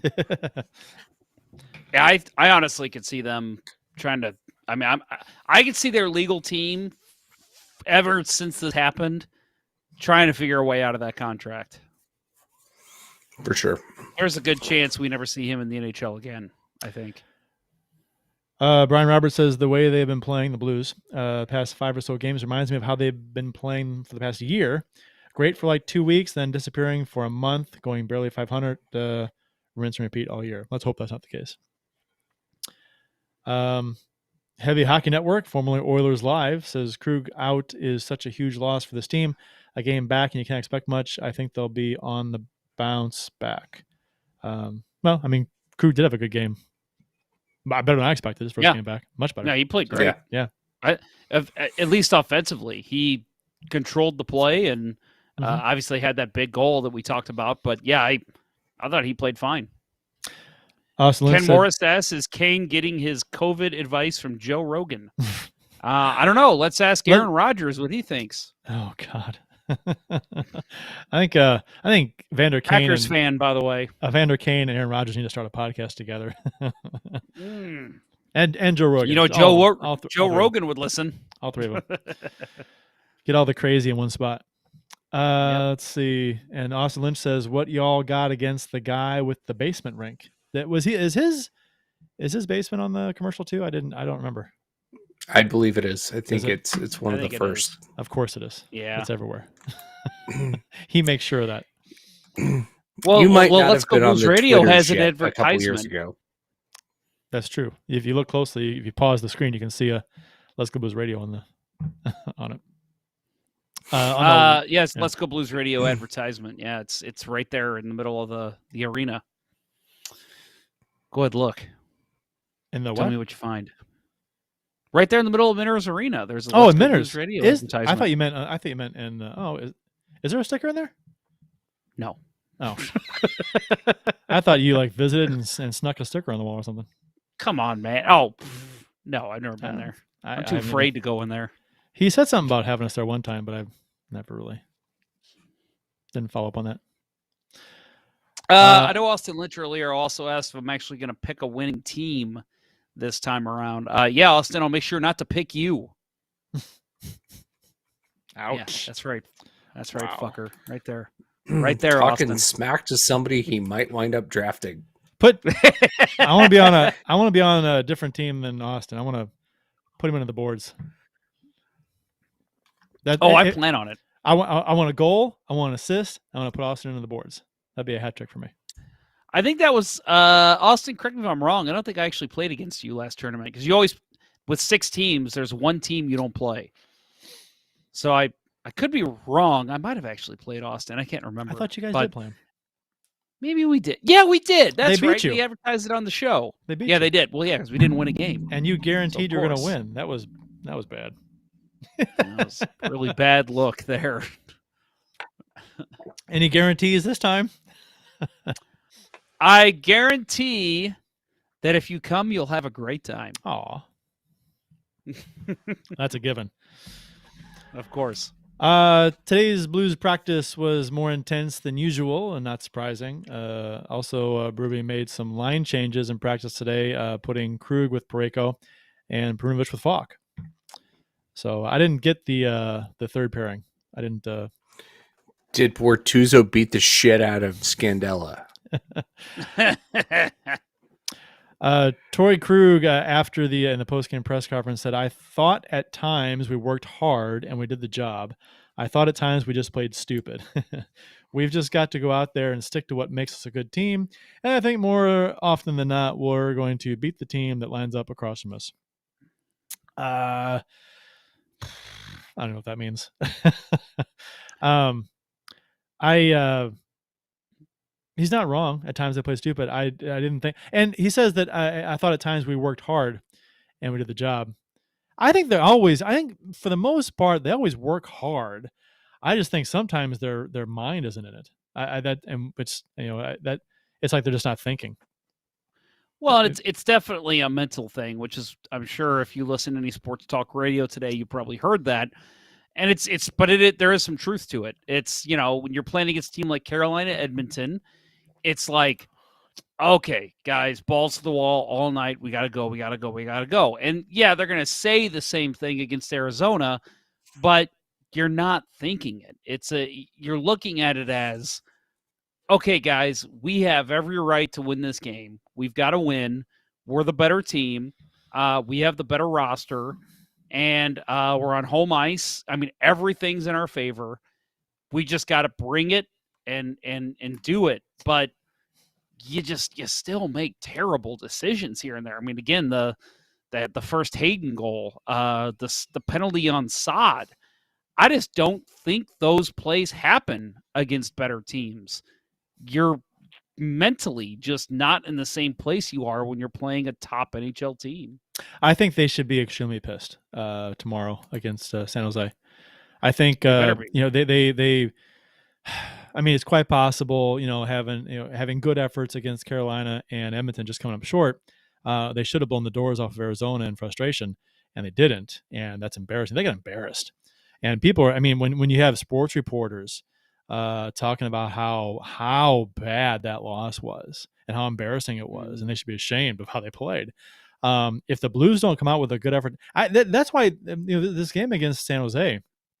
It's still fairly early in the season. You can't really say it's hugely important, but I think it's important as any early season game is going to be for any team.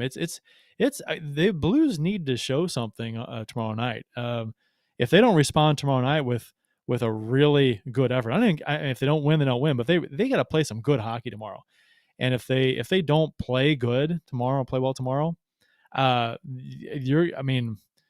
going to be some pissed off fans more so than they are, and pissed off.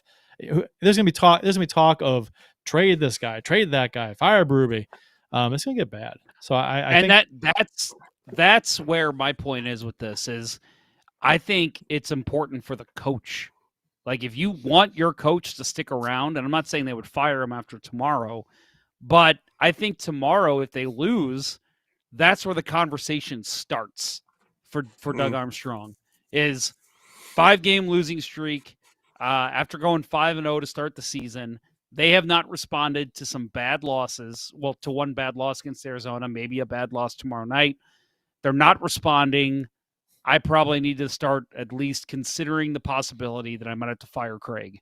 Like, I think that's where that starts tomorrow night if they don't come out with a good effort. And I think I would not disagree with you. I think, and where that would start, then you got to look at, okay, they're looking at it game by game now. And it's like, okay, so it starts tomorrow, and then half a dozen games, they're still playing this way, then he might get canned. And then we're about at 20 games, right? Ish. Yeah. So, and I think we talked about in our preseason show, our season preview show about, we'll see where this team is. People were asking about, do the Blues have to have a really good season for Berube to keep his job? And I thought, well, I think it's not going to be real early in the season. I think you have to see where the team is at 20 games, and then you go from there. You say, okay, well, then where are we at with this team and this coach?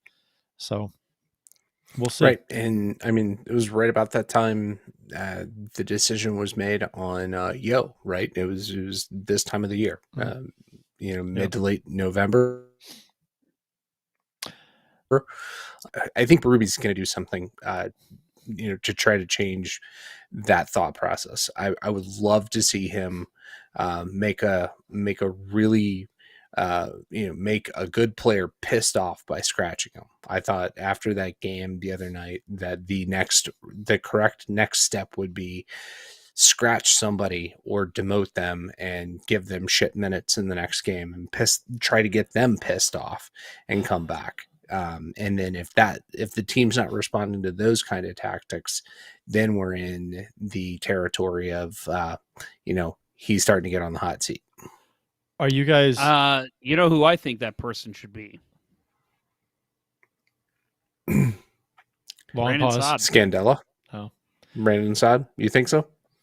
I mean, because he started off great yeah. with this team. I thought, And then yes, he had the COVID, penalty, and then he hasn't done anything. the penalty magnified. Well, I thought when he came back, he looked fine. He was. Didn't he score first game back? Or I think he might have. scored in his first game back. you're Yeah, right, but you're either way, like I thought he looked fine, and I think overall he's still been a great signing for the Blues. But I'd say the past 3 games, he's just been unnoticeable on the ice, and when he was noticeable was when he took a terrible penalty. So I'd say that guy has to at this point be Brandon Saad. See, I was going to suggest either Kyrou or Thomas. Kyrou's still potting goals, so that would be a really, really hard decision. But he's also making some really bad passes and a lot of neutral zone turnovers, just on just incomplete plays. And then Thomas, obviously, the glaring turnover and bad response that led to the Hayton goal puts him in the crosshairs. But I love Kyrou, but it's and he does, and he's leading the team in scoring it. But still he, I know it's part of his game, but he overhandles the puck. And how many times? I mean, for as many chances as he gets, he loses the handle on the puck on just as many. And I think he needs to, have softer hand. I don't know. I don't work on not overhandling the puck quite as much. I know that's his game. He can stick handle around a fire hydrant in a phone booth. But I think if he can just work on getting a percentage of those shots on net as opposed to losing the handle, I think he'd be in a better shape. And I agree with you on his passing. He's just shoot. I mean, you're a shooter. Shoot the puck. Yep. I will say that, and this is going to sound really negative coming from me for those who have listened to the show for a while. He reminds me of a more skilled Jaden Schwartz. And I'm not saying that in a negative way, because I think he has the skill that just elevates him against defense, like any defense in the NHL except your top tier guys. But yeah, it's that overhandling with Schwartz that drove me nuts in the offensive zone. It was, man, eventually you've got to slide it over to a teammate. You've got to get it on net, just whip it there. And he never did.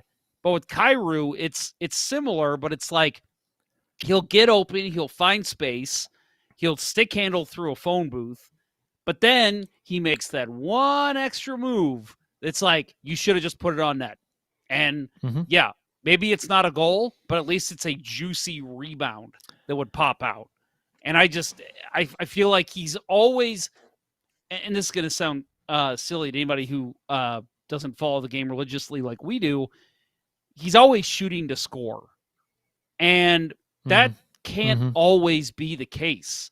Every now and then, you just need to shoot to hope for a rebound, shoot to surprise the goalie, far pad, hope for something crazy. Yeah, pass off pad, whatever it is.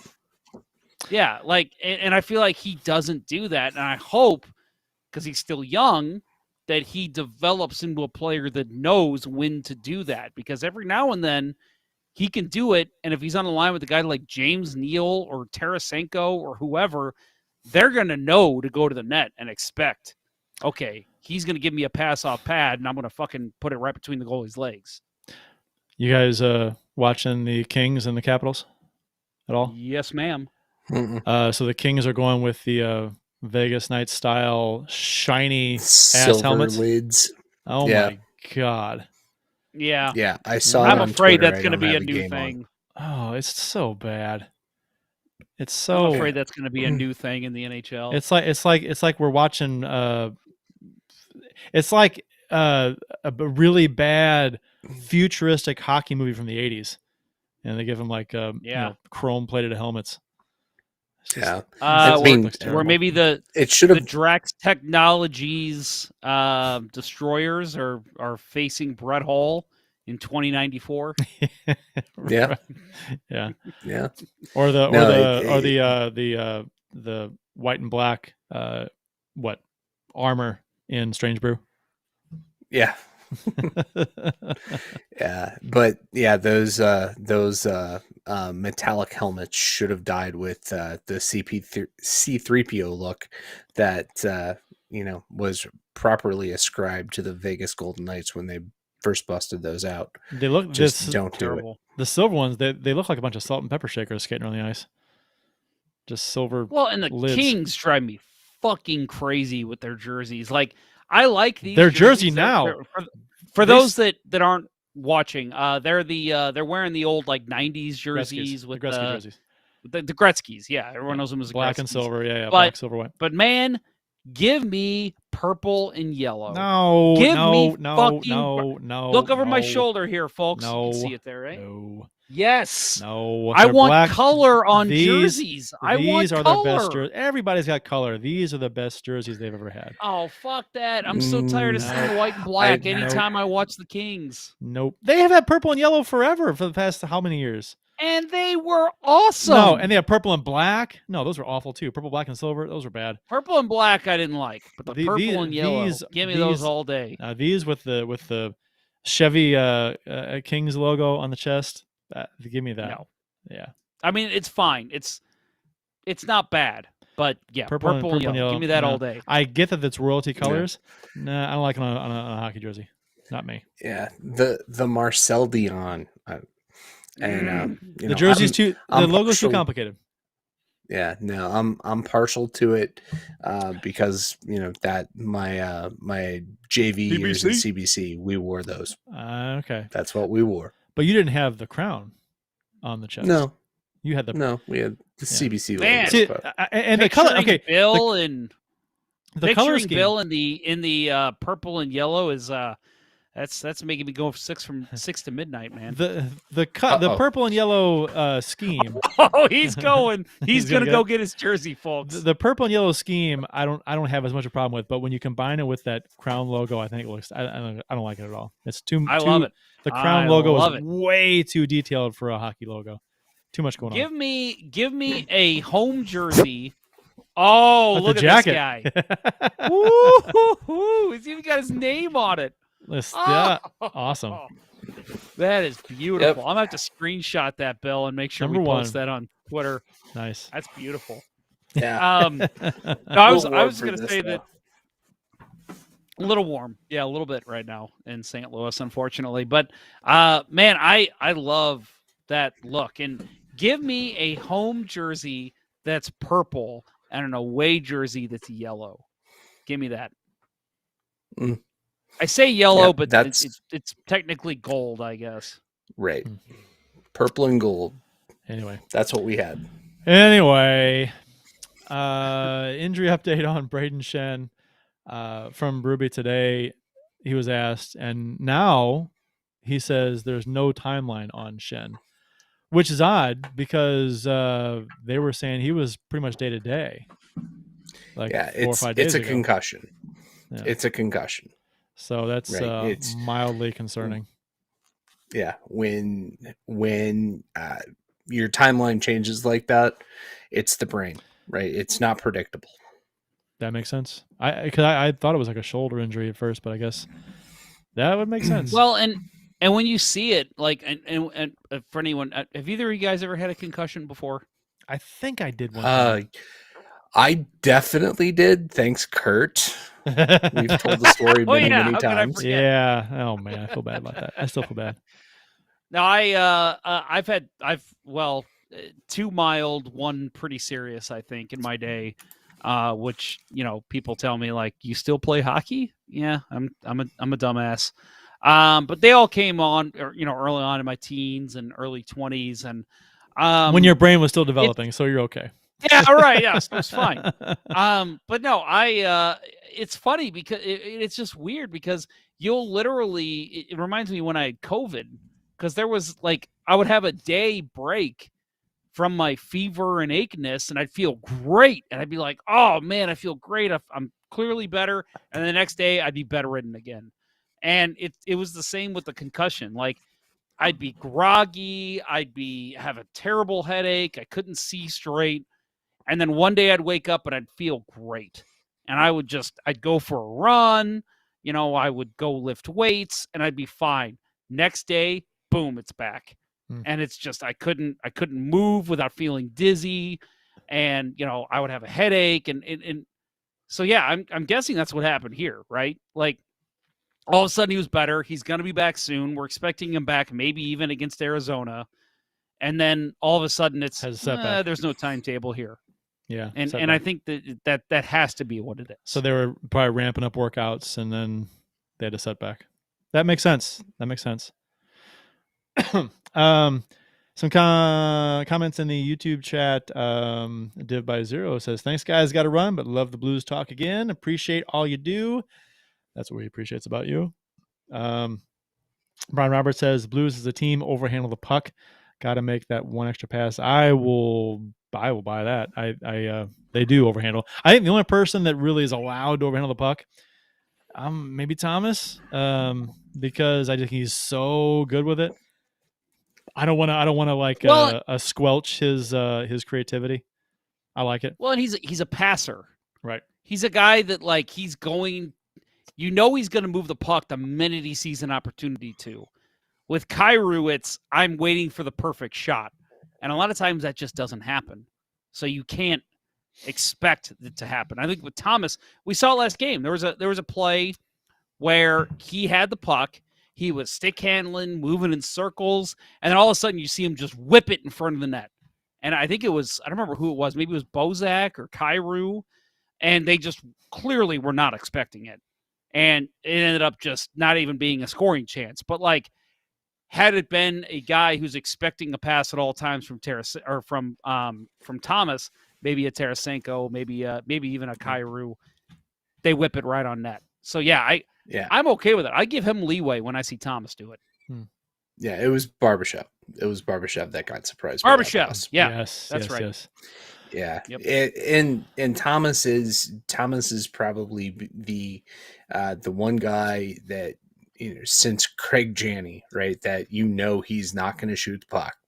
It's going to be a pass, and that's hopefully he balances that out and shoots a little bit more. We said that all the time with Gianni, and it's like, hopefully he if he could just shoot a few more times, shoot 20% of the time, it would help his increase his chances of his passes going through, because people are expecting maybe he's going to shoot instead. Yeah, I remember Janney had a great breakaway goal against Chicago. One of the best shoulder head dekes that I've ever seen, and I still wouldn't have been surprised had he made a drop pass on the play. I saw him make a drop pass on a breakaway. I did. He did it one time. Matt Harris says, I hate the Vegas helmets, but love the Kings ones with that specific jersey. I just don't like it. Not me. It's a weird look. It's distracting to me.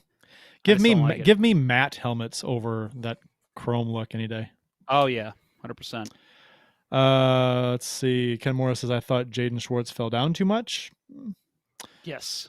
He also said, when I looked over at Jeff's shoulder, I see a vintage typewriter.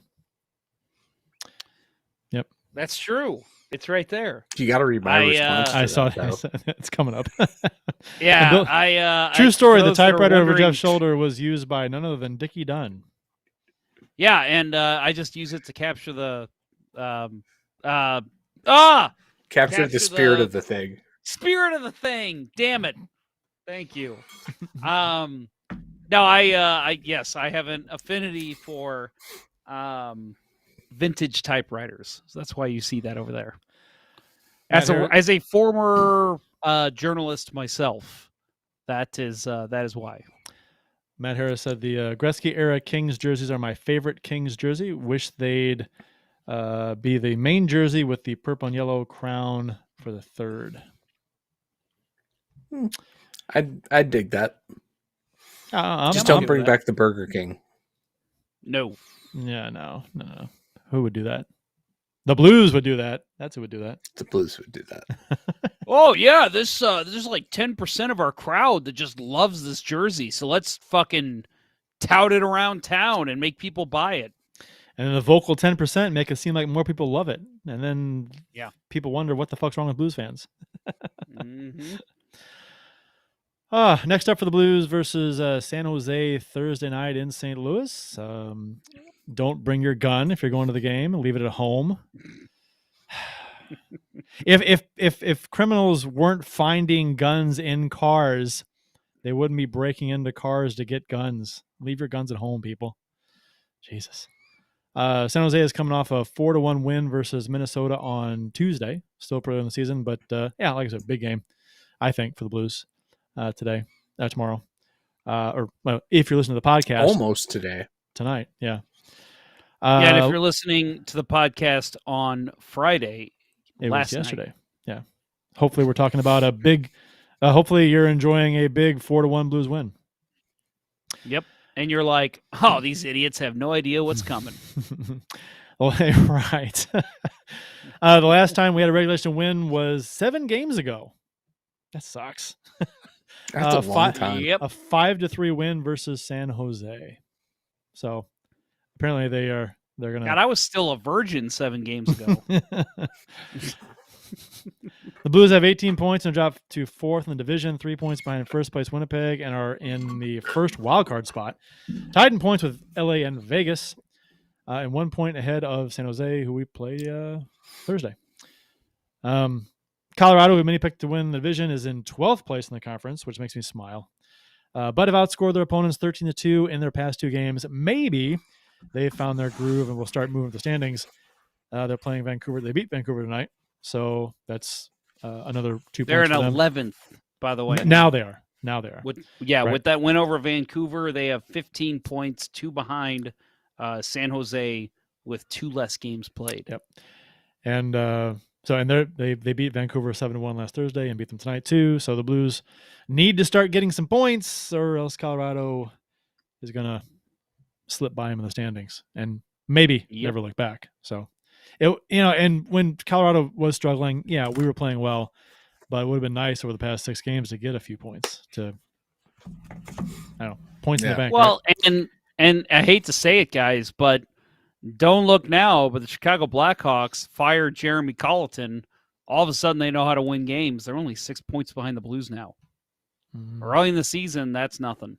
Mm-hmm. So, not saying it's going to happen. I still think Chicago is going to be some bottom feeders in the Western Conference, but man, you can't let yourself drop too far. And I know fans will say, well, it happened in 2019, and look what happened. But you can never expect that to happen ever. That had never happened before. And you can't expect it to be like, oh, it could happen again. I don't think it's going to happen again in our lifetimes, personally, it's so rare. For anyone. You can't say, oh, it happened in 2019. Yeah, it did happen before, but it's so rare. I mean, you can't just fall back on that. But, we will have major crow to eat if the Blackhawks do finish ahead of the Blues in the standings. And oh, yeah. I mean, that can't happen. I'll be mad. I'll be very angry. Let's just put it like this. There better be a fire sale in the front office if that happens. Rapid fire tidbits from the NHL real quick. PK Subban on Sammy Blais. Sammy Blais is done for the season after injuring his knee in an incident involving PK Subban on the boards. If you haven't seen it, Subban kind of drags a skate a little bit and knocks skates with the Blais. Anyway, if you've seen it, if you haven't seen it, take a peek. And I don't know, guys, dirty player, no. This kind of stuff has followed Subban around. But before we answer, did you guys see Tim Peel's response? Yes. He basically covered for Subban and said, I know him personally. I've talked to him about this, and he says it's something that's crept into his game, but he's not out there looking to hurt anybody.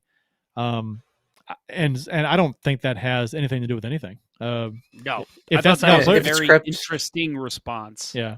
If it's crept into your game, and it's crept into your game, you have to be conscious about getting it out. Right. And I'm not saying that he is out there trying to hurt people. I don't No, necessarily think he is at all. But I think that if his style of play is to stick out your skate to get a piece of a player, that's a horrible play. I mean, that you should never be.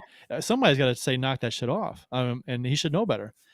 And because he just wants to get a piece of a guy, and he has slew-footed a number of people. He ended Sammy Blay's season, sent him on the boards awkwardly, and his knee bent goofy. You can't do that shit. I don't. And he did intentionally, I think, knock skates with Sammy Blay on that play. He did a little bit. Yep. He stuck his skate a little bit to make that happen. So I don't think that was incidental at all. So I'll just add that I think that how much of Tom Wilson's game do you think he does before he realizes he's doing it? That's not an excuse. But he did that with Nashville. Well, it crept into his game. That's not acceptable. It's and this is also a situation where I feel like, should there be a suspension?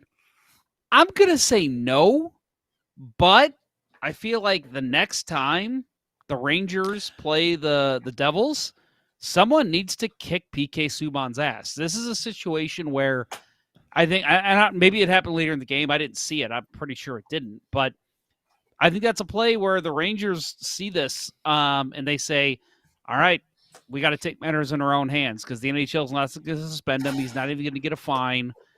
Let's just kick his ass next game. Unfortunately, that's just how the game is. It will always be. And I think that's all that needs to happen here. That's a good question. Is this a suspendable? Do you think this is a suspendable play? And while I think I agree with you, Jeff, I don't like it. Although I don't like it as a suspendable play, but although he has a history of this kind of thing. So I think that, if you factor in the fact that he keeps doing this, keeps sticking out his skate to slew foot or to send, to trip people, dangerous. And I get on this particular play, if he were to get suspended for it, I think that, wow, that's ticky-tack bad. But when you got a history of it, then I don't know. That's an interesting, because it doesn't look like a whole lot of full speed. It looks like two guys just kind of bump skates and one guy goes down and gets hurt. But you slow it down, you see he sticks a skate out. So it's like, I don't know. I want to call it dirty, but dirty kind of implies that you wanted to injure somebody or you wanted to do what you did. And I don't think he really wanted to hurt the player. It's just the way he plays. So it's a fine line there. So I think Tim Peel is right, but I don't think that excuses his play at all. So Staples Center in LA was renamed to the Crypto.com Arena, believed to be the largest U.S. revenue naming rights deal to date. 20 years for $700 million. That's a lot. For naming rights. It's not that much in Bitcoin. Is that what they paid in? I assume what's one Bitcoin, like $60,000 or something? So it would be 11,536.62 Bitcoins according to where the market was right before the show. So what is a Bitcoin worth right now? What's it at? I'm not doing math right now. I can't do that. 11,000. Oh, come on. 700 million divided by 11,000. I don't know. Yeah, that's 17 pesos. Yen. No, I want in euros. I want in euros. Bill. Deutschmarks, please. Deutschmarks. There you go. That's the way to do it. Wampum. I want in a wampum. Looks like Bill's calculating. So $1,000 is 0.02 Bitcoin right now. So, oh wow. Yeah, it's like 20 grand. Oh, okay. Or no, 200 grand. I was gonna say. So my 60 grand was way off. Man. Yeah. Remember that years ago there was like a 3 prizes for, I forgot what the contest was. One person won like a big prize, another person won, and second place won a step down, and the third prize at the time was not much, it was 5 Bitcoin or 2 Bitcoin, something like that. And today that's, that was like 10 times what the first place prize would if they'd held on to it. So interesting. I don't understand any of it. I don't either. And I don't feel really... like it's something I need to try and learn, but I just have no patience. I don't have a really good reason to get into it. I'm not involved in it at all. People will mine Bitcoin in their basement with some servers and computers and things. I'm like, how does that work? What are you doing? Why can't you just buy Bitcoin? How do you mine? What is mining Bitcoin? I have so many questions. And I think it's confusing. I don't know why did to mine Bitcoin? Can't you just buy it? I don't know. If you would like to send Let's Go Blues Radio some Bitcoin, I think you can do that at radioletsgoblues.com, right? Can you email Bitcoin? I guess that's my question. Is Dogecoin still a thing? Didn't that tank? Dogecoin? I think. Yeah, sure I think so. Start our own. Brian Roberts corrects us. Bitcoin is $60K a coin. How? Okay. Well, if he's right, then I was right. Okay. Yeah. Damn. Yeah, I was. I just Googled it because I don't get it myself. So Ken Morris says our currency backed by no nation. It is a very wonky thing, or a very wonkish thing to get and understand it. And I don't have the time or capacity mentally at this point in my life for it. So, which is probably a detriment to me. It irritates me because I tried to understand it. I tried to actually read up on it one time. Just okay, I'm gonna understand Bitcoin. And I read up on it. I'm like, I still have no fucking idea how it works. Yeah, I did the exact same thing. I remember when it first came, started really getting big. I was like, okay, there's this Forbes article, everything you need to know about Bitcoin. And I read it and I stopped halfway through and I'm like, I don't think I kept anything I just read. I didn't retain any knowledge of what I just read. Yeah. So yeah, that could be our next motto. Let's Go Blues Radio. Don't ask us about Bitcoin. Right. Yeah, there you go. We don't have a clue. Or too dumb to understand Bitcoin. I'm going to bet you that 99% of the world does not understand Bitcoin. Very few. I'm gonna bet. I guess. Don't look now, but the Blackhawks are up 3-0, and now they're only up 3-2 with 1:49 left on the Kraken. Jaden Schwartz, Vince Dunn. It's time to go to work, buddies. I got the Kings and Caps game on. So, is the Kraken and the Hawks on ESPN? TNT. Okay, that's the TNT game. They're on TNT tonight. Okay. I'll just add one more thing for the show tonight. One more thing, guys. The McDavid goal against the Rangers. That was something to behold. It was not that unlike Tarasenko's goal against the Rangers a number of years ago. And which made Martin Biron retire after the game. Yeah. McDavid's goal was a thing of beauty. The guy's amazing. And I don't know if you guys saw, there's a great, I should probably retweet it. I saw a great tweet where it was the play, but it was Mario getting the super, and the dun dun dun dun dun dun dun dun dun dun dun dun dun dun dun, and so it was flashing with McDavid, star power, and it just shows him getting untouched and weaving through, and then it showed the Mario mushroom at the end, and funny. Fantastic. Great stuff. There's some great shit on the internet. Some people use it for good. Love the internet. That's what makes the internet awesome. Stuff like that. Yep. That and Let's Go Blues Radio. Yes. Who needs news? Learning information. Who needs that stuff?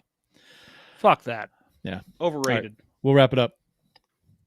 Support for Let's Go Blues Radio is brought to you in part by ID Life, the world's only truly personalized vitamin platform based on a health assessment of your DNA. Visit rockinthatidlife.com for more information. That's rockinthatidlife.com, and get 10% off by texting Dustin at 636-393-8745 and tell him Let's Go Blues Radio sent you. And by Center Ice Brewery, St. Louis's hockey-themed brewery. Visit centericebrewery.com today to schedule a no-contact curbside pickup as Bill holds up his Hop Shelf can. Or to make a reservation in their tap room located at 3126 Olive Street in Midtown St. Louis. It's one of the best places to watch a Blues game. That's centericebrewery.com. Please drink responsibly. That'll wrap up episode 10 of season 10 of the original St. Louis Blues Hockey Podcast, Let's Go Blues Radio. Thanks for listening, and thanks to those who participated in the YouTube and Facebook live chats during the live show. We hope you enjoyed it as much as we've enjoyed bringing it to you. For Jeff Ponder and Bill Day, I'm Craig Price. Until next time, everyone, let's go Blues. Let's get better, Blues. Win a fucking game. Let's go Blues. Boom. The Chiefs are at home tonight against Cyanosport at the War Memorial at 8. Good seats are still available. I think that went very well. Thank you for listening to Let's Go Blues Radio. Now take off, hosers. I want you to have a heart attack and die so that we never have to do this shit again. Well, there's 90 minutes of your life you'll never get back. Sorry. St. Louis Blues, St. Louis Blues. Have you heard the news about our St. Louis Blues? They've only just begun, they're on their way to number one. Now there's no more blues for our St. Louis Blues. The Blues are on the ice tonight again. They're up and